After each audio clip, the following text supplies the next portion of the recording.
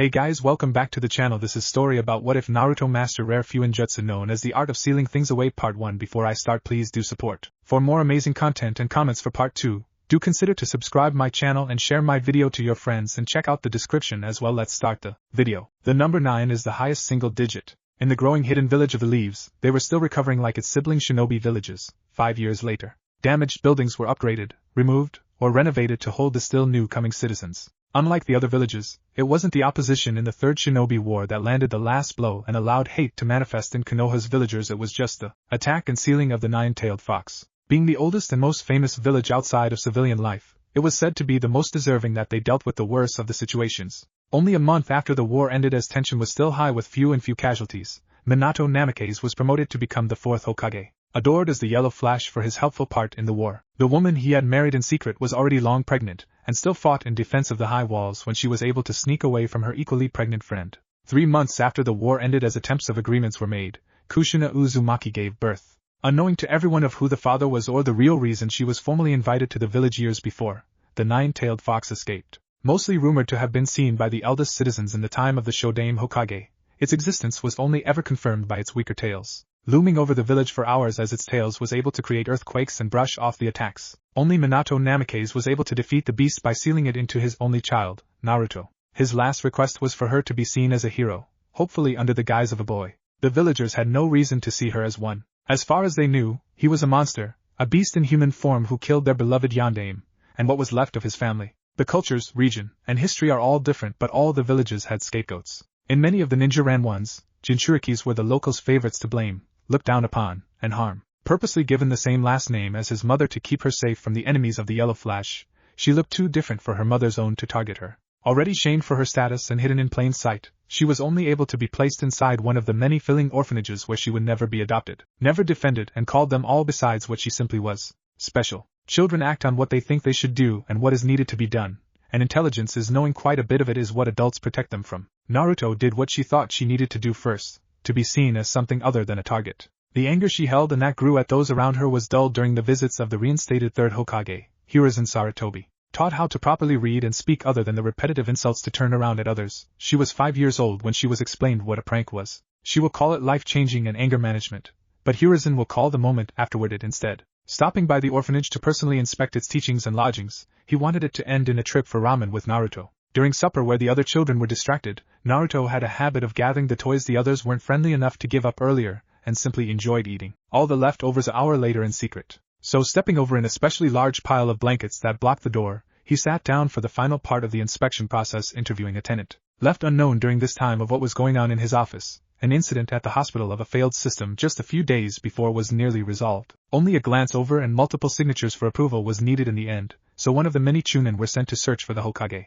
Not taking long, the high stack blocked his view as he walked into the room, and he stumbled onto his face as it all was thrown into the air. Like a machine with one true purpose in life, if anybody had paid attention to her from that day on, they would realize that Naruto Uzumaki was beginning the process of growing up too fast. Her thoughts and actions acted as if they were a freshly fallen bee nest. Tracing and pressing, seemingly blank paper finally folded underneath otherwise clumsy fingers as her lips mouthed the directions silently. Eyes hypnotized as she finished a flapping origami bird, the hive had finally came together to act as one. She was awoken from the trance mid-reach for a well-written piece of paperwork by Hiruzen. While he was impressed and concerned as the almost possessed look faded away from her large blue eyes, a pit in the bottom of his stomach had formed and would only grow with her. With the sudden loud shouts of becoming Hokage and the continuous quiet mumbles of wanting a family, her fingers began twitching at the sight of all paper. Hiruzen knew that when she rose high from the status of a scapegoat, the number 9 will be offered by hundreds to describe her genuine power. Ever since I was a child, I always had this twitch, urge, itch, whenever I saw a paintbrush or paper. It's ridiculous, I know. Ajisen, the Sandaime Hokage of Konohagaku no Sato, seems to have tried passing it off, talking about other stuff called polytaxes or something instead. It started on an oh-so-random day with a random invitation to get delicious ramen, and the urges have only gotten worse. As if I'm the foreign machinery made up of wires, buttons and metallic substances. As if all the commands that were properly sent down to my fingers only involved taking, folding, tracing, and creating. I didn't ignore the urge some days, until I realized how destructive it was to everything around me. I would get my grubby hands on a piece of paper, and I don't wake up from the trance until everything is folded. People figured out it was me, and now it just leaves a trail of evidence leading to me. My favorite passing time of ignoring it and the stares is pranking. My targets are everyone and anyone, made in vengeance and out of entertainment, boredom and practice. Ranked from D to S, they're ambushes from the start. Pranking is trapping, and I refuse to be caught in the real world. So the teachers at the academy don't like me, so what? At least their lack of sharing information has taught me to gather it. I won't let their biased views stop me from doing anything, and now I can do so much more than they let my classmates do, running from the dispatched ANBU teams, outlasting them by hours in an orange jumpsuit after doing said prank in it. Stamina and stealth, filling balloons and getting my victims? Aim training, innocent-looking apples hollowed for paint and a small paper bomb, are assassination attempts in the real world. Maybe it's good that I don't get the correct attention from anyone, cause then I wouldn't have realized that it's a dog-eat-dog world. Now I'll be the comrade on the field, saving your life from a stray kunai, fitting the pieces of a puzzle, defending the weak from missing Nin. I didn't know until last night on why everyone hated me. All I wanted to be was noticed and recognized for something other than what I wasn't. Now I have the name, but it's not stopping me. I still have a shit long way to go, being a big-name orphan, dressing like a boy, with an asshole fox in my gut and only books to remind me of what could have been. Third POV. For the past 6 years, you all have been in and out of this classroom, learning only the basics for the long journey ahead of you in the path of a ninja. Today, it will all be put to the test. Good luck. 30 different children all sat at raised desks going upward in rows, each seat filled. Like every generation, the students were all unique in their abilities, though to the academy teacher Irika Yumino, not all their talents didn't line up to the required skills to survive as a shinobi. With time, however, after teaching different ages, he noticed that more and more civilians were sending their children in. Only 8 in this class from any shinobi clan, and as he observed them, a violent twitch attacked his left eyebrow. Not even half an hour into your last class, and you two are already sleeping? The action being already memorized, Irika had picked up the chalkboard eraser and threw it into the space between them, the clunk awakening them both at once. Waiting off the amused snort coming from his polar opposite coworker, Irika sat behind his desk as Mizuki Suki began to pass out the written test. While he had caramel skin with refined chocolate-like hair pulled into a spiky ponytail, Mizuki had a borderline sickly complexion with snow-white hair reaching his chin. Best friends otherwise, it was relaxing to have someone to relate to at work. Fiddling with the alarm as the air grew tense from the excited and dreading students, a nod was given from across the room as the white-haired man sat down on the stool in the back of the room. Meant to prevent them all from cheating, Irika turned the alarm around to face the class as he pressed start.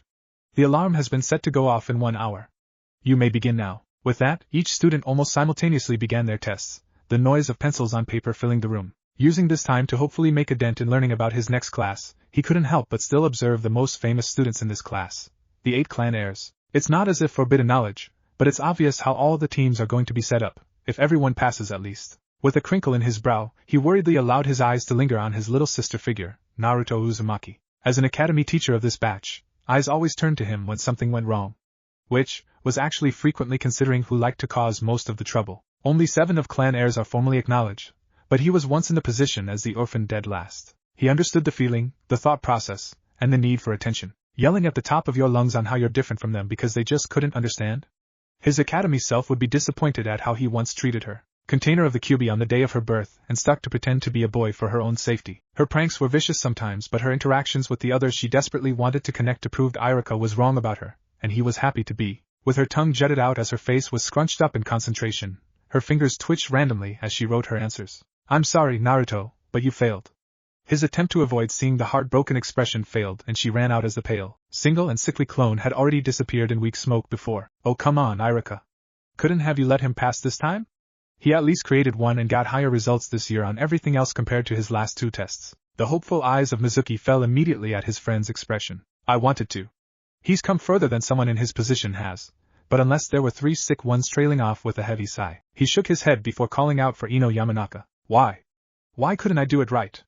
I did all of those stupid exercises for my fucking control and yet it didn't work. Pushing herself off the tree branches she was tree hopping on, Naruto landed in the middle of a grassy clearing, holding a large scroll and a furious yet determined look. Roughly undoing the binding and allowing her large blue eyes sway back and forth for the information, a large mischievous grew from her lips. Whatever, I should at least get some of these right. Like a sponge soaking up water, it only took minutes before the jutsu had been perfected and memorized, filling the tree with copies of herself that matched her loud cheering of excitement. Releasing them at once for a single echoing pop, Naruto fell backward onto the ground in dizziness, as the short memories of hundreds flooded her mind. Digging her fingers into the grass as delirious pleasure ran goosebumps up her arms, the comparison to the Academy's version sent her scrambling for the still open scroll. They send info and chakra back. What else is there that I can learn? Pulling it open further, Naruto continued reading, only for her heart to settle in the bottom of her stomach. Memories is Shirin no Jutsu, typically placed on the back of the victim's neck. It can affect the mind by preventing or withholding certain memories that the victim or sealer has personally experienced. requires blood of the original holder's memories, and will dry and appear as an average tattoo with the kanji for nostalgic until released. Can only be released with the blood of the original holders, Inu hand seal and its counter chant. Watashi o wajanade kudasai. Dropping the scroll, Naruto leaned back onto her calves, legs folding beneath her, slightly shaking with worries on what could be missing from her already lonely past that the hiding gender plan was supposed to prevent. 2 shiny kunai were pulled from her pouch, and she held one behind her head and the other angled above her eyes. Nostalgic. Dropping one kunai in surprise as she held the other out defensively, it took a moment for her to realize it was an ANBU member who read the seal out loud. His white mask was staring down at her, silver fluff wildly sticking out of it in all directions. Pocketing her kunai as he offered a hand to her, she took it and was spun out of her original place in the grass and onto her feet, pushed to stand behind him as several kunai struck her original position. Both turning to look at the new figure, failing to hide in the shadow, she clenched the man's hand harder before releasing it in a panic at the newest realization. There is no other test, she thought as she took a slow step back. Mizuki-sensei tricked me into stealing something bigger, and now I got ANBU on my ass for punishment. Uzumaki, run! Already planning for it, Naruto quickly took the scroll and launched herself into the trees. Only glancing back once as she made quick distance, she watched a crazed and buffed version of the teacher she had for years attempt to overpower the elite shinobi. Turning forward with an oppressed sigh, she quickened her pace as silently as she could, holding the large scroll close to her. Running until she couldn't hear the enraged shouts so close anymore, she swung herself down next to an abandoned cabin and wedged herself into the strengthened yet hollowed-out door overhang. Hoping to hide until Mizuki was caught, and she could hopefully explain that she was framed, she froze in place as she heard someone land nearby. Listening to them tiptoe closer and closer, her body tensed up as she planned to kick them away and run once again, thinking of the several hiding places that Iruka couldn't even know about, their shout only sending her falling onto her stomach. Naruto! Ow! She groaned in pain on the ground, rubbing her stomach as she pushed herself upright. Looking up to the ruffled and furious expression of her other sensei, she sighed in relief loudly as a small smile escaped at his appearance. Being pulled to her feet once more properly, she watched as his hands found his hips before Iruka began his signature lecture. What the hell have you done now? You stole the forbidden scroll of sealing. Do you realize how much trouble you are even in? Nodding along to his words, she cut him off before he could begin explaining said trouble. Yeah, I know that now. It was Mizuki who told me that if I did a makeup exam due to my lack of skill in genjutsu bullshit with my stamina and stealth, and learning a proper jutsu, that I could become genin. Wincing at how it all sounded to her now as Iruka's expression seeped into horror, she scratched at her head. We should probably get going, cause an ANBU member found me before a weird version of Mizuki showed up. Giving a slight nod before jumping into the tree, Naruto followed Iruka quietly into the direction of the village before a loud, animistic screech paused them in their tracks while they covered their ears.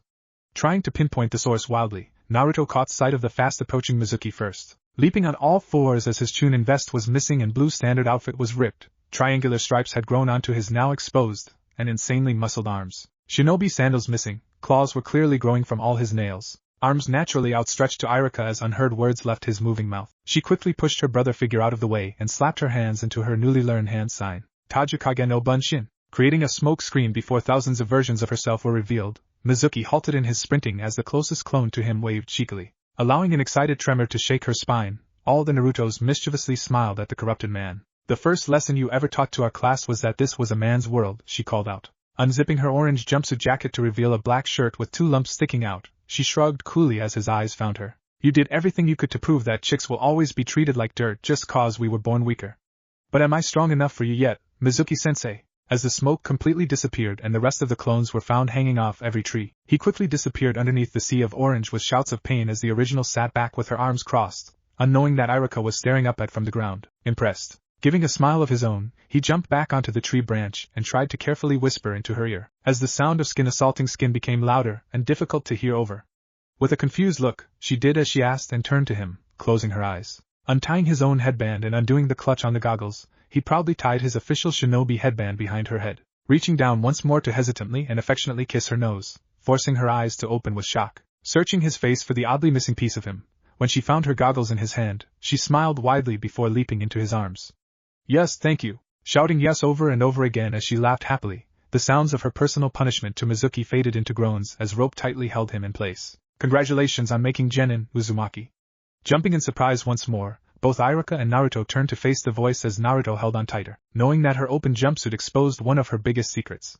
However, as Iruka saw the familiar NBU, he smiled in gratitude. Nodding as the blonde gave her own salute of thanks, he faded out of the tree and appeared beside Mizuki to pick him up off the ground by the hair, before disappearing in a swirl of leaves. Setting the small girl down back onto her feet, the academy teacher raised an eyebrow at the scroll still on her back. We should probably return this now, shouldn't we, Naruto? Watching as her smile grew into a shameless grin, she bounced her head randomly. Hey, yeah? The old man is going to find this so funny. Lying through her teeth, she could feel the anger at the bottom of her stomach boil at the memory of the seal on the back of her neck. Turning on the branch, they began heading to the Hokage's office. So, that's what happened, huh? With light gray smoke escaping his lips each time he spoke, the elderly man before the two sat with his fingers crossed before his face. Dressed in a fully body cloak, the matching triangular hat hid his upset eyes. I'll be classifying this as an A-ranked mission for both of you, due to you uncovering a traitor to the village. You'll also be receiving a matching pay, so congratulations on becoming a genin and completing your first mission. Lifting his head to give a wink, the blonde snickered in amusement as Irika face-palmed. If that is all, you two are dismissed. Watching Naruto's pleased expression fall into something along furious and hurt as Irika turned to leave, Hiruzen allowed his concern to show on his face. Flicking his wrist to the caramel man, he gave an obvious order. You are dismissed. Go to the mission's desk and receive your pay now. With a hesitant twitch in his own fingers, the academy teacher could only wince. Yes, Hokage-sama. Walking out of the office and slowly shutting the door behind him, Hiruzen leaned back into his chair. Sighing, he took off the hat and set it on his desk, allowing his almost bald head be revealed. Why do I have the memories Ashira no Jutsu on the back of my neck? Turning her head and lifting up her medium-length hair, showing her tan neck to the only person in the room. What the hell is being kept from me? I want to know now. Dropping her hair as her fist shook, she put her hands on her hips. I want it removed. Naruto-chan, I must admit this is quite a story. I have all damn night. With two unmatched but rhythmed footsteps, two people walked down the stairs of a towering building, right into the restricted basement. With the tension thick in the air from the two that otherwise are very close and affectionate, the people they had passed refused to let a word leave their mouths until they were quite far. The one leading the two was a somewhat short man. 5 feet 3 inches, he walked with a purposeful slump in his back. Wearing only his white robes, his face revealed nothing as the disguised girl walked behind him down the long hallway, with a furious expression on her face. Pausing at a metal-looking door, Hiruzen allowed himself to turn the handle quickly, and pull it towards himself, stepping aside to allow the short preteen through first. Stepping in himself, he allowed the door to swing shut as the floor glowed with previous and current Fuinjutsus, to protect the room and tower overall. Allowing himself to take the lead once more, he walked to the circle in the middle of the large room. Waving his hand towards it, he gestured for her to sit as he rubbed his own temples with his other hands. As she sat, he couldn't help but let a heavy sigh drift through his lips. What, old man? You hadn't said a damn thing besides to follow you. I'm waiting. Like I had said, Naruto-chan, it's truly a long story. The memories Ashira no Jutsu wasn't placed to prevent you from recalling any of your memories. It was placed to show you to explain everything else. With no response from her, besides her brows slightly unfurling, he continued. You are Naruto Uzumaki, one of the few Uzumakis left alive. They had a signature hair color that you hadn't inherited sadly, but I noticed it from when you were a little child, that you had definitely inherited their love towards paper. I can only assume that you'll be picking up Fuinjutsu soon on your own, unless it's in the gift your parents had left you. Gesturing towards his own neck, he nodded towards her. That was exactly why they were considered to be a threat and taken out by Kumo. Their knowledge in Fuinjutsu was so advanced that they could store water and paper, even lightning in their hands. Though we were allies, we were unfortunately taking care of IWA in the Second Shinobi War when the land of Whirlpool was invaded. Your mother, though, while was considered a survivor, only had because she was sent here to be the next in line, to continue the tradition and previously agreed beforehand treaty. With a slight cough, Sarutobi allowed his own mischievous grin to break through. The first Hokage's wife was Mito Uzumaki. If I can recall correctly, you're her fourth great niece actually. It was with that Naruto's mouth began to drop open.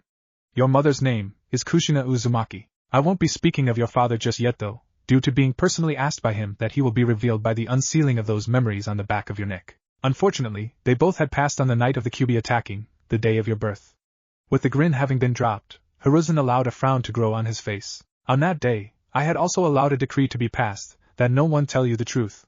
The Kyuubi is a constructive chakra. It cannot be killed by a human alone, so the next best thing was done. Naruto's mouth immediately snapped back shut. It was sealed into me. Closing his own eyes, Hiruzen continued. Yes. It couldn't be contained into a lifeless container. It was just too powerful. Minato Namikaze chose you, as your chakra wasn't even remotely close to beginning to develop, just recently being born. If the land of Whirlpool was still here today, you'd be the only string holding onto our treaty really. The treaty was that at least a half-blooded Uzumaki would be used for the resealing of the Kyuubi, while the shinobi of Konoha would wear the Uzumaki clan symbol on their official gear. We still do, out of respect for the passing. Keeping his eyes closed shut, Hiruzen allowed another heavy sigh to pass through his lips. Besides the obsession with paper overall, large understanding of Fuinjutsu, all Uzumakis are born with unique types of chakras, all with a large capacity. There have never been two similar skilled Uzumakis before. Kushina specialized in turning her chakra into physical chains, Mito could turn hers into poison, and so forth. Uzumaki's also have an extremely long life expectancy, believe it or not. With a small smirk, Hiruzen opened his eyes and rose an eyebrow. They can be 100, but look 70. 50, but look 30. 12, but look 10. With an eye roll of her own at the jab of her height, Naruto furrowed her brows together and stared. So what now? As I've said before, Uzumakis have always been masters at Fuinjutsu. The belief that knowledge changes people if it shakes your very core enough is from this exact technique. You will look different, but it shouldn't be too obvious. With that, the elderly man reached into his robes and pulled out a red vial. Spinning his pointer finger around, Naruto took the hint and turned around in her spot on the floor. Opening the vial, he let it slowly drip down to her neck, completely and carefully covering the whole seal with deep red. Closing it back up and sticking it into his pocket, he formed the Inu sign, and let out a shaky breath. The effects won't happen immediately, either will the memories. Just a warning. Receiving a nod from her, he allowed his chakra to flow into his fingertips and to coat his lungs, only to shout the magic words. Watashi o wajernade kadasai. There she sat, the powerhouse, the considered all-knowing.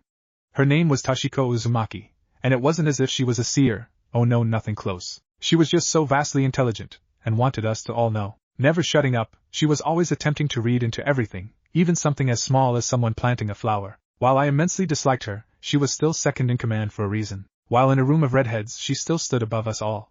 Quite literally, as she was on an elevated platform, while we all were on our knees, staring up. When she was actually ever standing, she stood at 5 feet 9 inches, with her cherry red hair ending just below her chin in a straight edge cut. Her arctic blue eyes always had such small pupils, only adding to the sharp piercing look. With black knee-high old civilization combat boots, her matching black pants were stuffed into them, adding a puffed look right above, at her knees. With a scarlet collar jacket, it was zipped up completely to her neck. Having 2 pockets, her nimble fingers reached into the left one, pulling out such a small yet thick scroll. Kushina Uzumaki, will you please rise? With a visible wince on my face, I rose from my knees, and did my best to stand high and strong, with my chin raised to look. You have been chosen to be the next holder of the Kyubi no Kitsune, in Konoha. You will be transported by the end of the week. Be honored for this opportunity. Oh come on girl, I know you can do it. His breath smelled like fish. It was absolutely disgusting. Oh, I'm so damn sorry. I can't exactly concentrate when you're yelling in my ear. Glancing back down onto the book on the grassy green ground, I once again read the instructions. Standing up, I slowly walked towards a crystal clear lake. Taking a deep breath, I lifted both of my hands up, palms facing away from me. I could definitely feel it, my chakra. It was wonderful, like a raging storm. I knew it followed my emotions, and when I was calm, I knew it was only the eye of my forever storm. The center. Taking more deep breaths, I quickly found the center. Building myself up, I remembered the fishy breath of my sensei, the yells of mock encouragement, my rude classmates that call me a tomato, and I held onto it, feeling my rage build up. With a battle roar, I let it out. Furuwak. My power was the only thing I could hear through my ears for a whole minute. Allowing my arms to drop back to my sides when I had vented it out, I stood up straighter when I heard clapping. Turning my head, I noticed that the grass around me was bent back, away from me. Some of the grass was outright uprooted from the ground, due to the hooks that were on the ends of 9 different chains. Allowing my eyes to drift to the direction of clapping, I noticed my bastard sensei proudly nodding as he let his arms drop back down to his sides. I couldn't help but allow a small smile out though. I had inherited the Uzumaki ability to create, and it was chains. Kinky. The hallway was dark, and I couldn't help but allow a shiver of pleasure to climb up my spine. Though the neon lights were dimmed, they still barely showed the scantily dressed girls in front of me. Their code names were Yum and Sana. With almost matching tiny skirts, we all wore different types of tops and stockings. Yum had wild long black hair, with matching onyx eyes. With her pale skin, she wore a long neon orange sleeved crop top, a lacy blue thong sticking out above her black skirt from behind. Long, but loose-looking heeled boots fit the look, with matching lacy stockings sticking out above the boots. Her real name was Mikoto Uchiha. Sana was a natural brunette, with her hair the color of bark from a tree. Naturally streaky but ending on her shoulders, her eyes nearly glowed a forest green. With a lemon-like colored spaghetti tank top on, it slightly draped over the top of her magenta skirt. With white thigh-high stockings, she wore matching magenta clingbacks. Her real name was Midori Saratobi. If I were to look down, I'd see my own baby pink tube bra-like top and emerald skirt. My stockings went all the way up, to meet a garter that would be flashed if I lifted up my legs too high. With ankle-strapped, platform heels, my obnoxiously long hair was put into a high ponytail. Pausing at the door, we all looked at each other with wide smiles. Remember the mission, Kushina? I mean, Suki.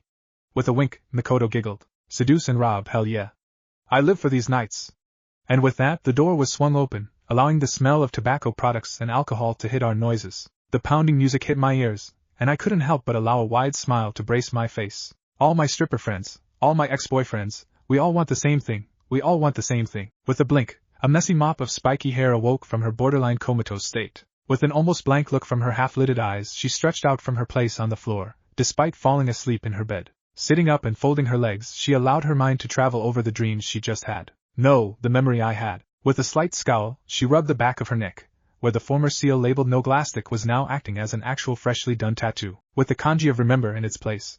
Closing her eyes for a moment, she felt the power of the nine tails from her stomach. With a brief smile, she allowed her hands to search for the piece of paper she left out.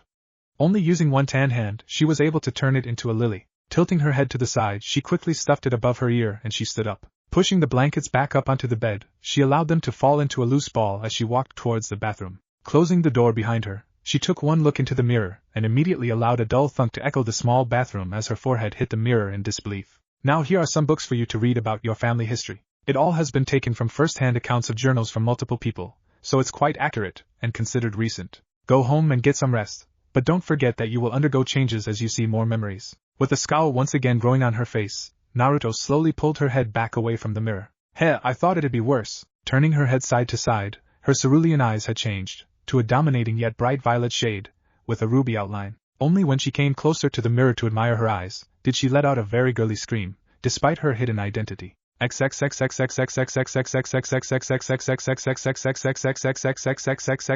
Origami princess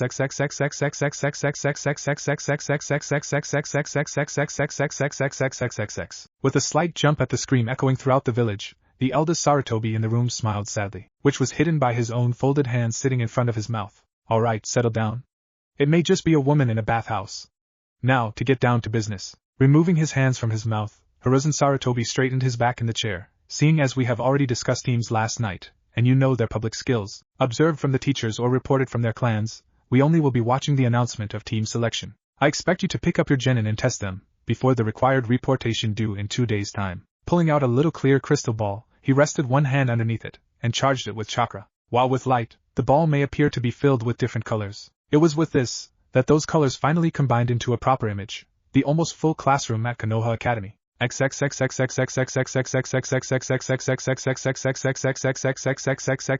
Origami princess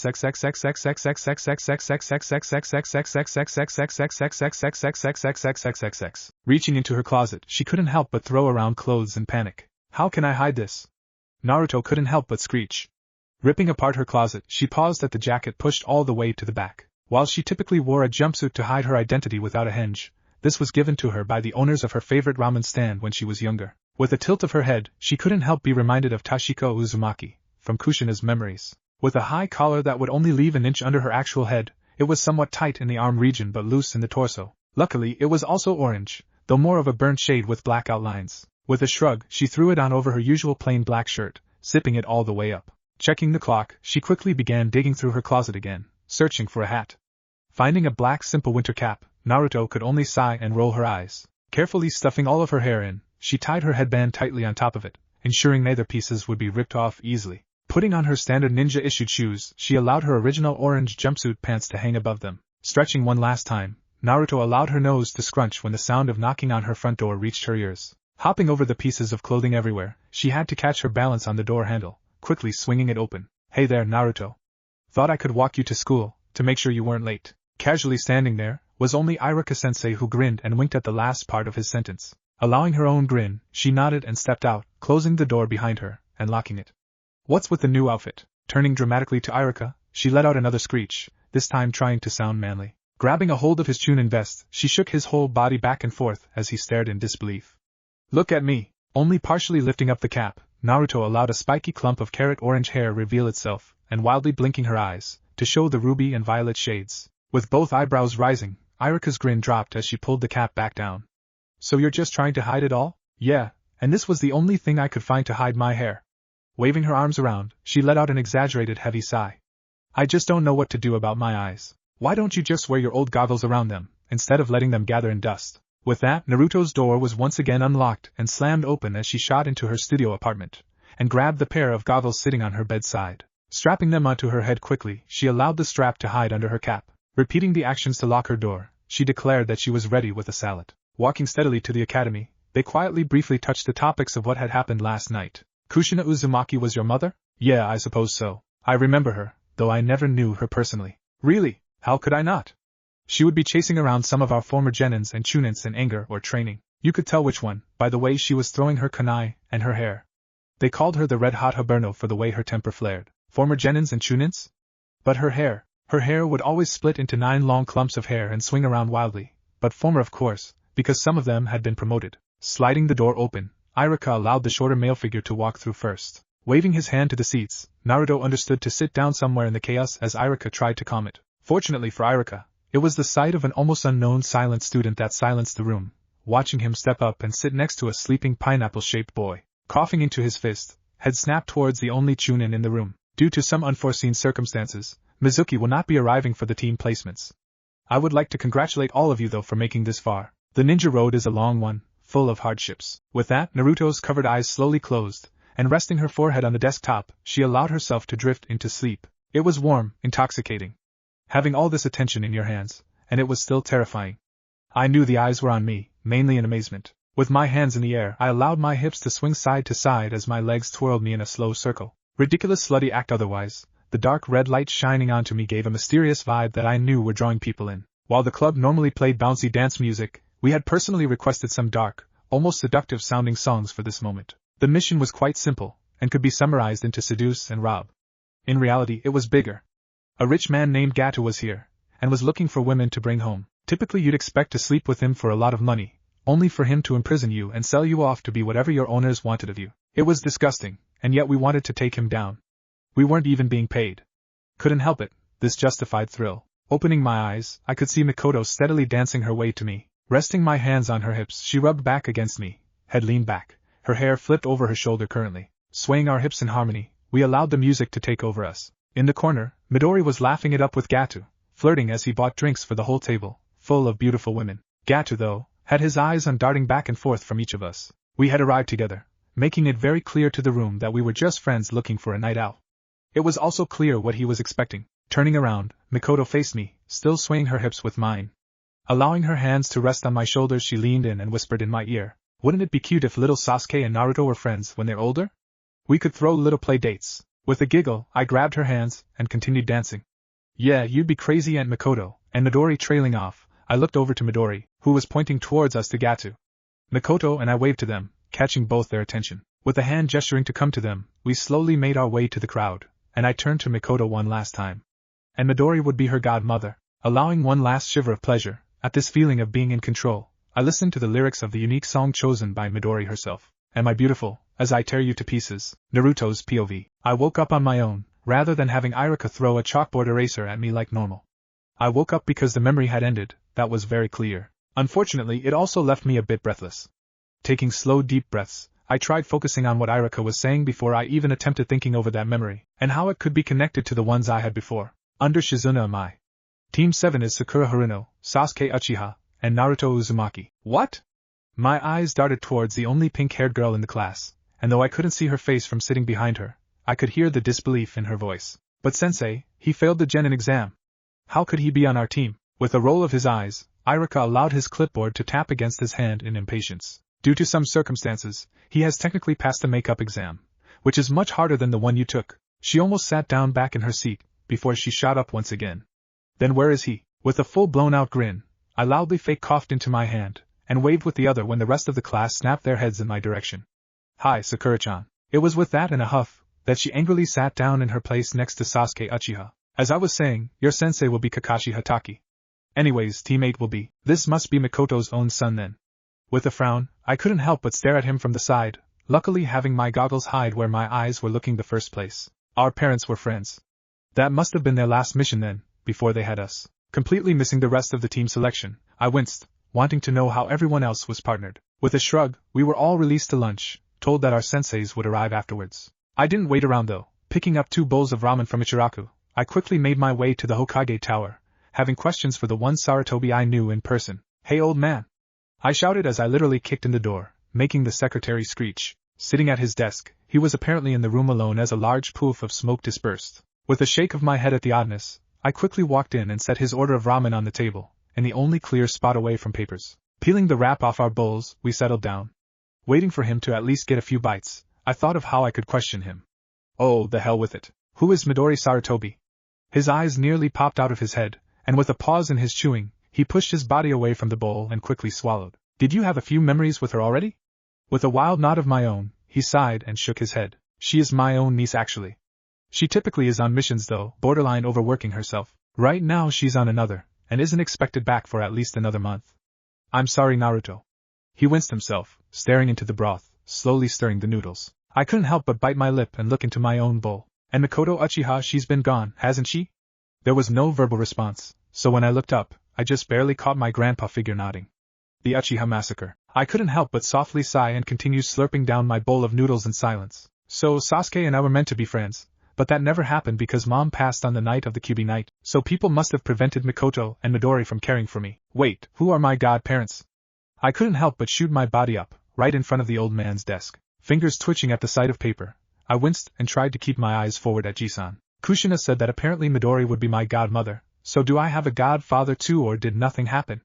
I couldn't help it, I was getting a bit excited. Though either godparents were around, it was still a connection to my parents. There was a twitch in his own lips at my wince, but it blew into a full-out sad smile. Yes, you technically do have godparents, and they're extremely important people unfortunately, so they couldn't exactly take care of you all the time, especially with the council on their backs. I didn't bother responding because it was coming clearer and clearer each day. I'm the Kyuubi container, the third one in line.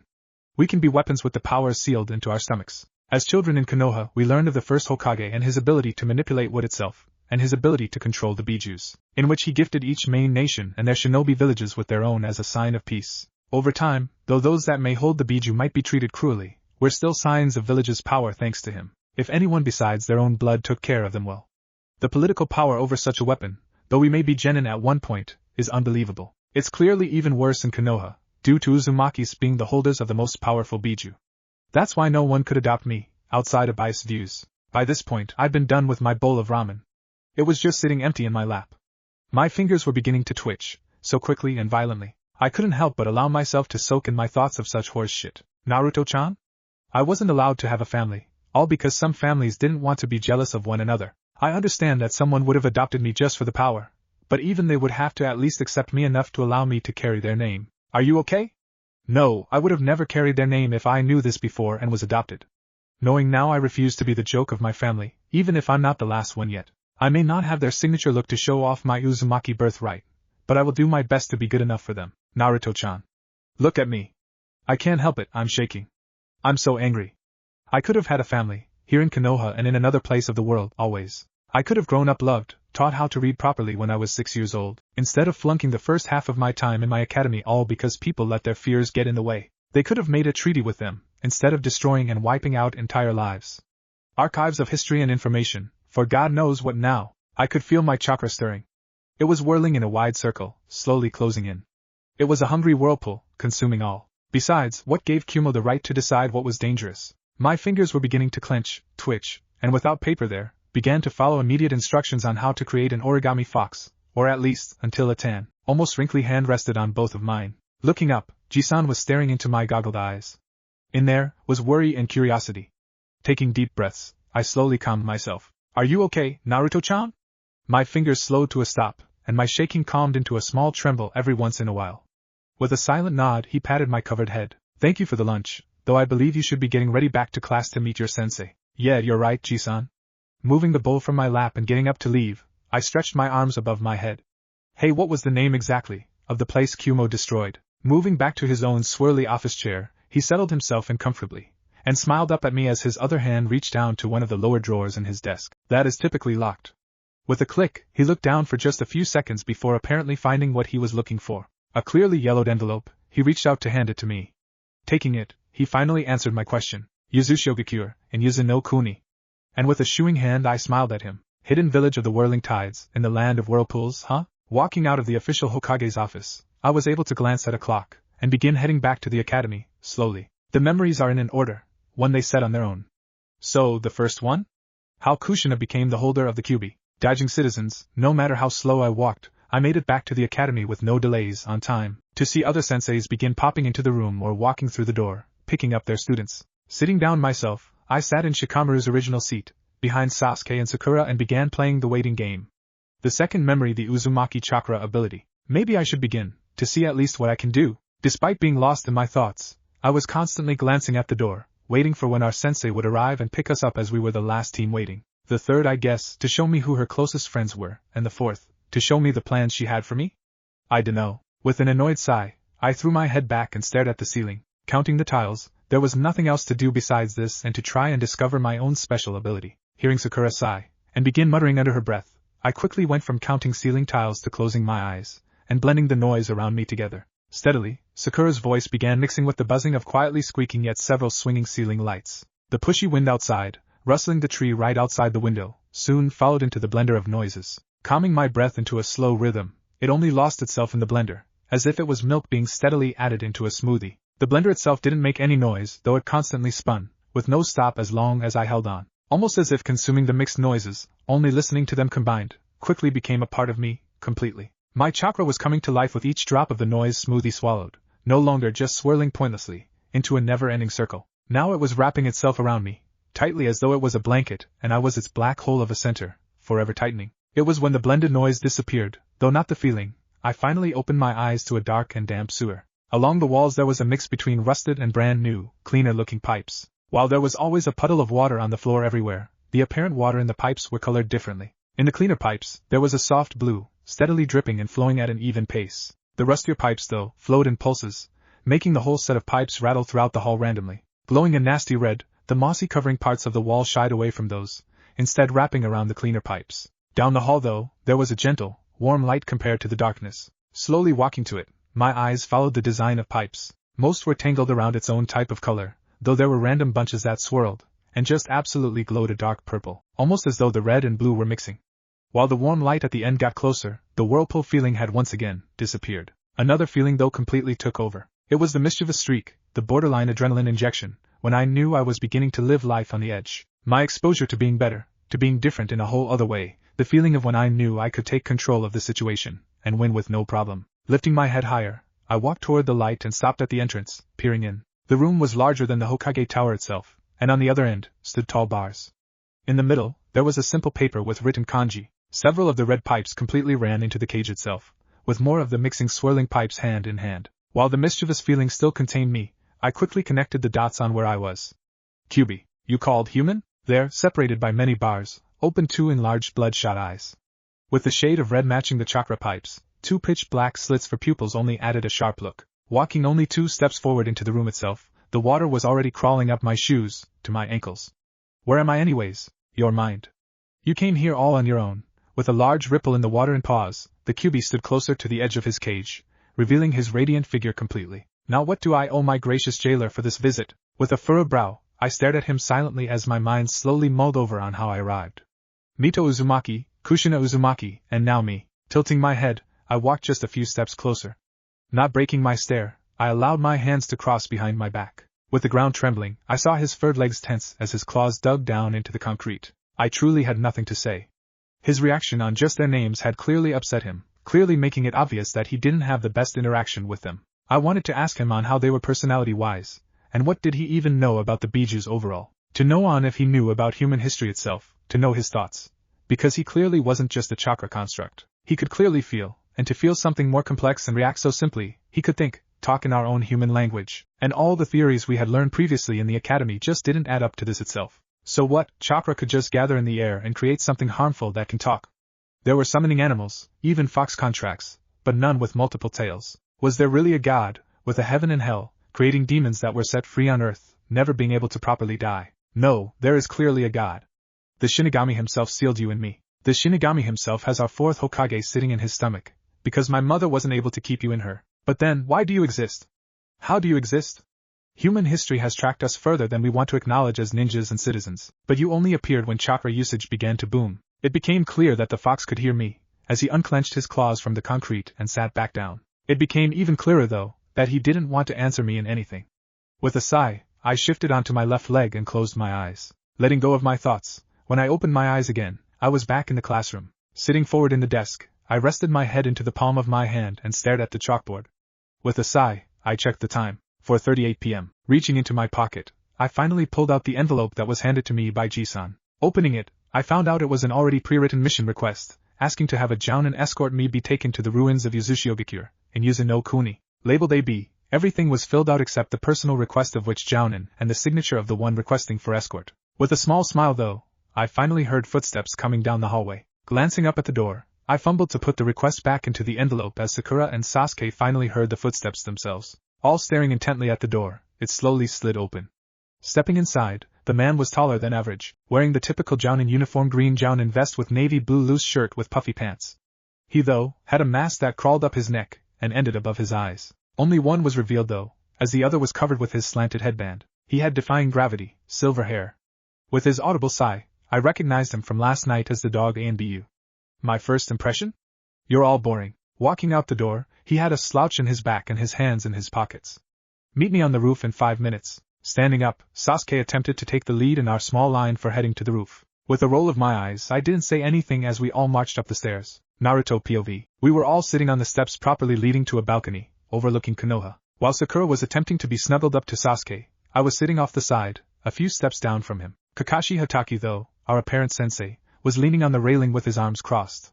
Lazily staring at us, it became a staring contest. Minutes had passed as we stared intently into his one eye, as his slowly bounced in between the three of us. It was with a sudden jerk, though, that he clapped his hands together and closed his eye. So, first things first. Introduce yourselves. Ano, sensei, how do we do that? Sakura had been the one to speak up, shyly rubbing her arms. Oh, you know, likes and dislikes, hobbies and dreams. Crossing his arms again, he smiled with his eye.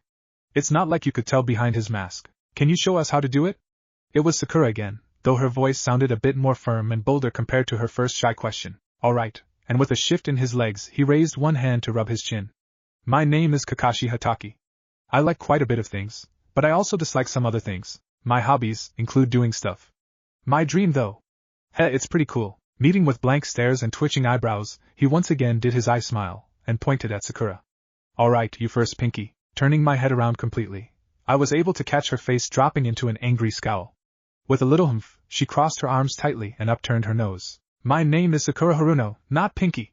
Crossing her legs and closing her eyes just enough so not everybody would notice her staring at the raven next to her, she continued. I like certain people, and my dreams include them. With a bite of her lip, she lowered her head back down with a blush. My hobbies are shopping and hanging out. And your dislikes? Naruto and Ino Pig. I couldn't help but roll my eyes at that. It's as if her whole being was centered around the idea of popularity and the last Uchiha. While I had chased after her for years, it was more out of interest in being friends than wanting romantic dates. Everyone just mistook it as so, which was a little okay in my book due to my hidden gender. Most girls our age and older, though, normally go after the apparent prodigy each school year. Last year, it was Niji Hyuga. Well, thinking about it now, it's either the apparent prodigy or the biggest asshole. Moon, you're next. I was confused until I looked up at the silver-haired man, who was pointing to Sasuke. With a snort, I got the joke. My name is Sasuke Uchiha. I hate a lot of things, and I don't particularly like anything. What I have is not a dream, because I will make it a reality. I'm going to restore my clan, and kill a certain someone. With his hands crossed in front of his face, I was pretty damn sure my disturbance reflected on my face, as he began to glare at me.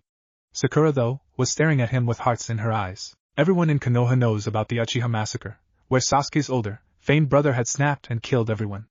Everyone, except him on purpose. Itachi Uchiha, the next clan head, became an elite ANBU at the age of 13, and captain only a few months afterward. Ironically, matching his name, his mask was Weasel. It was depressing to have your own clan killed by a sibling. But in an odd way, I felt like Sasuke was taking it wrong.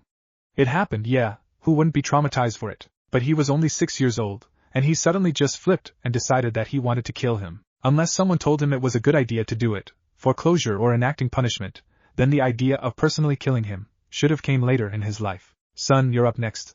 Grinning, I leaned back on the steps with my hands behind my head. My name is Naruto Uzumaki. I like origami, eating ramen, and my plants. My dislikes include the 3 minutes it takes to make ramen, how paper can get soggy when it's wet, and traitorous bastards that lie, cheat, and blame everything on somebody else. My hobbies are training, folding origami, and my dream is, it's still being Hokage, yeah? Though learning about my family, the clan that I could have been a part of, if people actually thought rationally. But my goals aren't completely on a straight shot toward into the Hokage tower anymore. My goal for Hokage was to be the ultimate protector for this village, not the last defense, not the first defense, but the one who creates the offense, who orders for the gates to be taller, and who is the famed lucky card when worse comes to worse. The Hokage, like others that crave for a peace that works for a long time, it slightly has changed. knowing that people were killed just for being more than efficient in a subject most people turn away, that a history was destroyed with almost no one to remember it, that knowledge about shit that no one else knew about was lost. I wasn't going to turn to revenge. There's enough people wanting it. But I won't let the world beat down on anyone defenseless anymore, either will I allow it to destroy people or places when there are other methods to get what they want. Most importantly, I wanted to show that one of the remaining Uzumakis won't take the world's bullshit sitting down. My ambition is to shove a fucking spike stick up Kumo's ass. I could feel the chakra stirring and spiking in surprise in everyone.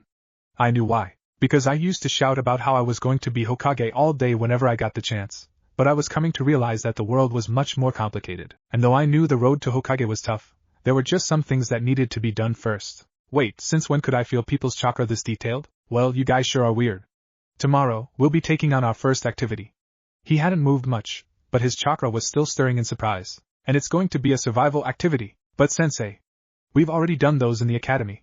Sakura's voice was to its normal volume of borderline yelling, though her shyness has seemed to evaporated with the more time we've spent with him. Yes, but this one is going to be far different, because there's a chance you're going to fail and be put back into the academy for another year. What? You can't do that, can you? It was only Sakura and me who actually even said anything, though Mr. Avenger back there was irritated at it as well. All three of us had our chakra spiking. Yes, I can, and I will if you don't pass. There is a 66.6 chance of absolute failure. Only 33.3 of you in the graduating class will even pass. The roof was silent, and when Kakashi-sensei searched our faces, I smiled once again. Tomorrow, 5 a.m. at Training Grounds 7 entrance bridge. Don't be late, and you might not want to eat anything. You'll just throw it up anyways. With a wave, he disappeared in a shunshin poof. Looking up at the sky, I sighed. Sakura and Sasuke sat only for a few moments longer, though when they got up to leave, I overheard Sakura be rejected for a date by Sasuke. Closing my eyes, I relaxed in the sun as I listened to them leave, though I could still feel them in the building. The more I concentrated on feeling though, the more people I could. There on the street outside of the academy, some children playing in the playground, and teachers in the break room. Keeping my eyes closed, I once again allowed the sounds to begin blending, though the distance and things I was picking up was further than before. Feeling others' chakra though, only fueled me when I began consuming the blended noises. The blanket was becoming tighter, opening to bury every crook and cranny in me. Holding onto it, I allowed myself to follow my mom's own idea on figuring out my chakra ability. How did the Hokage allow the demon to join the academy? You'll never be as good as him, Naruto. Just give up. That was exactly why they were considered to be a threat and taken out by Kumo. It cannot be killed by a human alone, so the next best thing was done. You have no parents, because they decided they didn't want a monster like you. You're in danger as a girl. You'll be better if you're disguised as a boy. I could have had a family. Holding on to the anger, it was unfair. My whole life was unfair. I could have had so much, but instead everything I had was secondhand, except the paper. Oh, the paper. It wasn't just from the memories, it was almost a passed-down obsession from my mother. Despite all the slander on her and my father, their memories can and will be tarnished by assholes, but their birth and death certificates hold their memories and their entire lives, on just 2 different sheets of paper. Paper was where the decree of not telling the current generation about Kyuubi was written. On paper, there are orders on destroying Yuzushigokure, mission reports and dinner orders in tea houses in the middle of nowhere. On paper was where entire lives were written. Holding on to the feeling of anger and sadness, I allowed it to consume me until I felt like I was floating, and then I released it. Opening my eyes, I looked around me and didn't notice anything different. Did I not do it right? With a frown, I glared at the ground and stood up. Walking to the door leading to the stairs, I reached out for the handle when I finally saw it. My hand was a pasty white. Turning it around, to look into my palm, I finally noticed why. There were slits and lines everywhere, and following them, I realized my hand was made up of squared origami paper. Can I? With a flutter, my hand quite literally dropped out of my jacket, and constantly floated around in the air, never landing. Smiling, I silently commanded them to turn into crows, and with a fluttering scratching, they were quickly soaring birds. Watching them, I raised my other arm and tugged down my sleeve. With a few more harsher commands, it slowly became a pasty white as well with soft lines, along with my jacket. Looking into the door's window, I watched all of my reflection become that same pasty white. With a shaky breath, I said my next command under my breath. Separate. I could feel it all. I could see all around me. It was amazing and addicting. Though I couldn't talk, my paper body followed each command with no problem. Heading to my apartment above all the houses and despite all windows closed, I was able to slip right underneath each one. Forming right in the living room, I let out a screech of enjoyment. Jumping over all of the clothes still everywhere, I quickly snatched up a notebook and brush.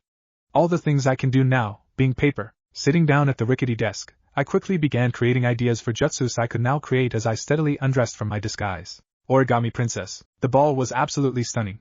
The spotless floor almost always glimmered despite the guests dancing. With a very high ceiling, it had a beautifully made glass, with the colors and shapes creating the symbol for the land of fire. With a raised stage, a woman was playing an old but large piano, with an even higher raised orchestra behind her. I don't need you to save me. I don't need you to cure me. I don't need you and your antidote, for I am my disease. It was a gathering, a ball really, celebrating the new daimyo. Several Konoha clan heads, along with popular worldwide merchants, and a few delegates from other countries, were here, including those with important power, of course, of high-ranking ninja, along with one man. I don't need you to free me. I don't need you to help me. I don't need you to lead me through the light, for I will always fall. The man was average. 5 feet 8 inches, he had plain chestnut hair, almost always slightly gelled back. He had a ring on his left ring finger, signifying marriage, though the report I had received declared that it was a false identity he normally played. With matching eyes though, he walked with his neck constantly bent forward, playing shy and humble. With twiddling fingers, when he pretended to open up, he would gesture with the conversation. Today, for the ball, he was dressed in a simply decorated green kimono. With leafless trees climbing up from the end, his simple celebration kimono only allowed him to blend in with the vastly dressed-up crowd. And rise again, your venomous heroine, cause I'm a survivor. Yeah, I am a fighter. I will fall and rise above, and in your hate I find love. Cause I'm a survivor. Yeah, I am a fighter, but he can't escape me. Nobody can. Smiling pleasantly, I introduced myself to other guests, politely making my way around, attempting to make positive connections to some big names in and out of the country. He, though, kept to the sides. It wasn't until that he snuck through a small door that I knew his time was up.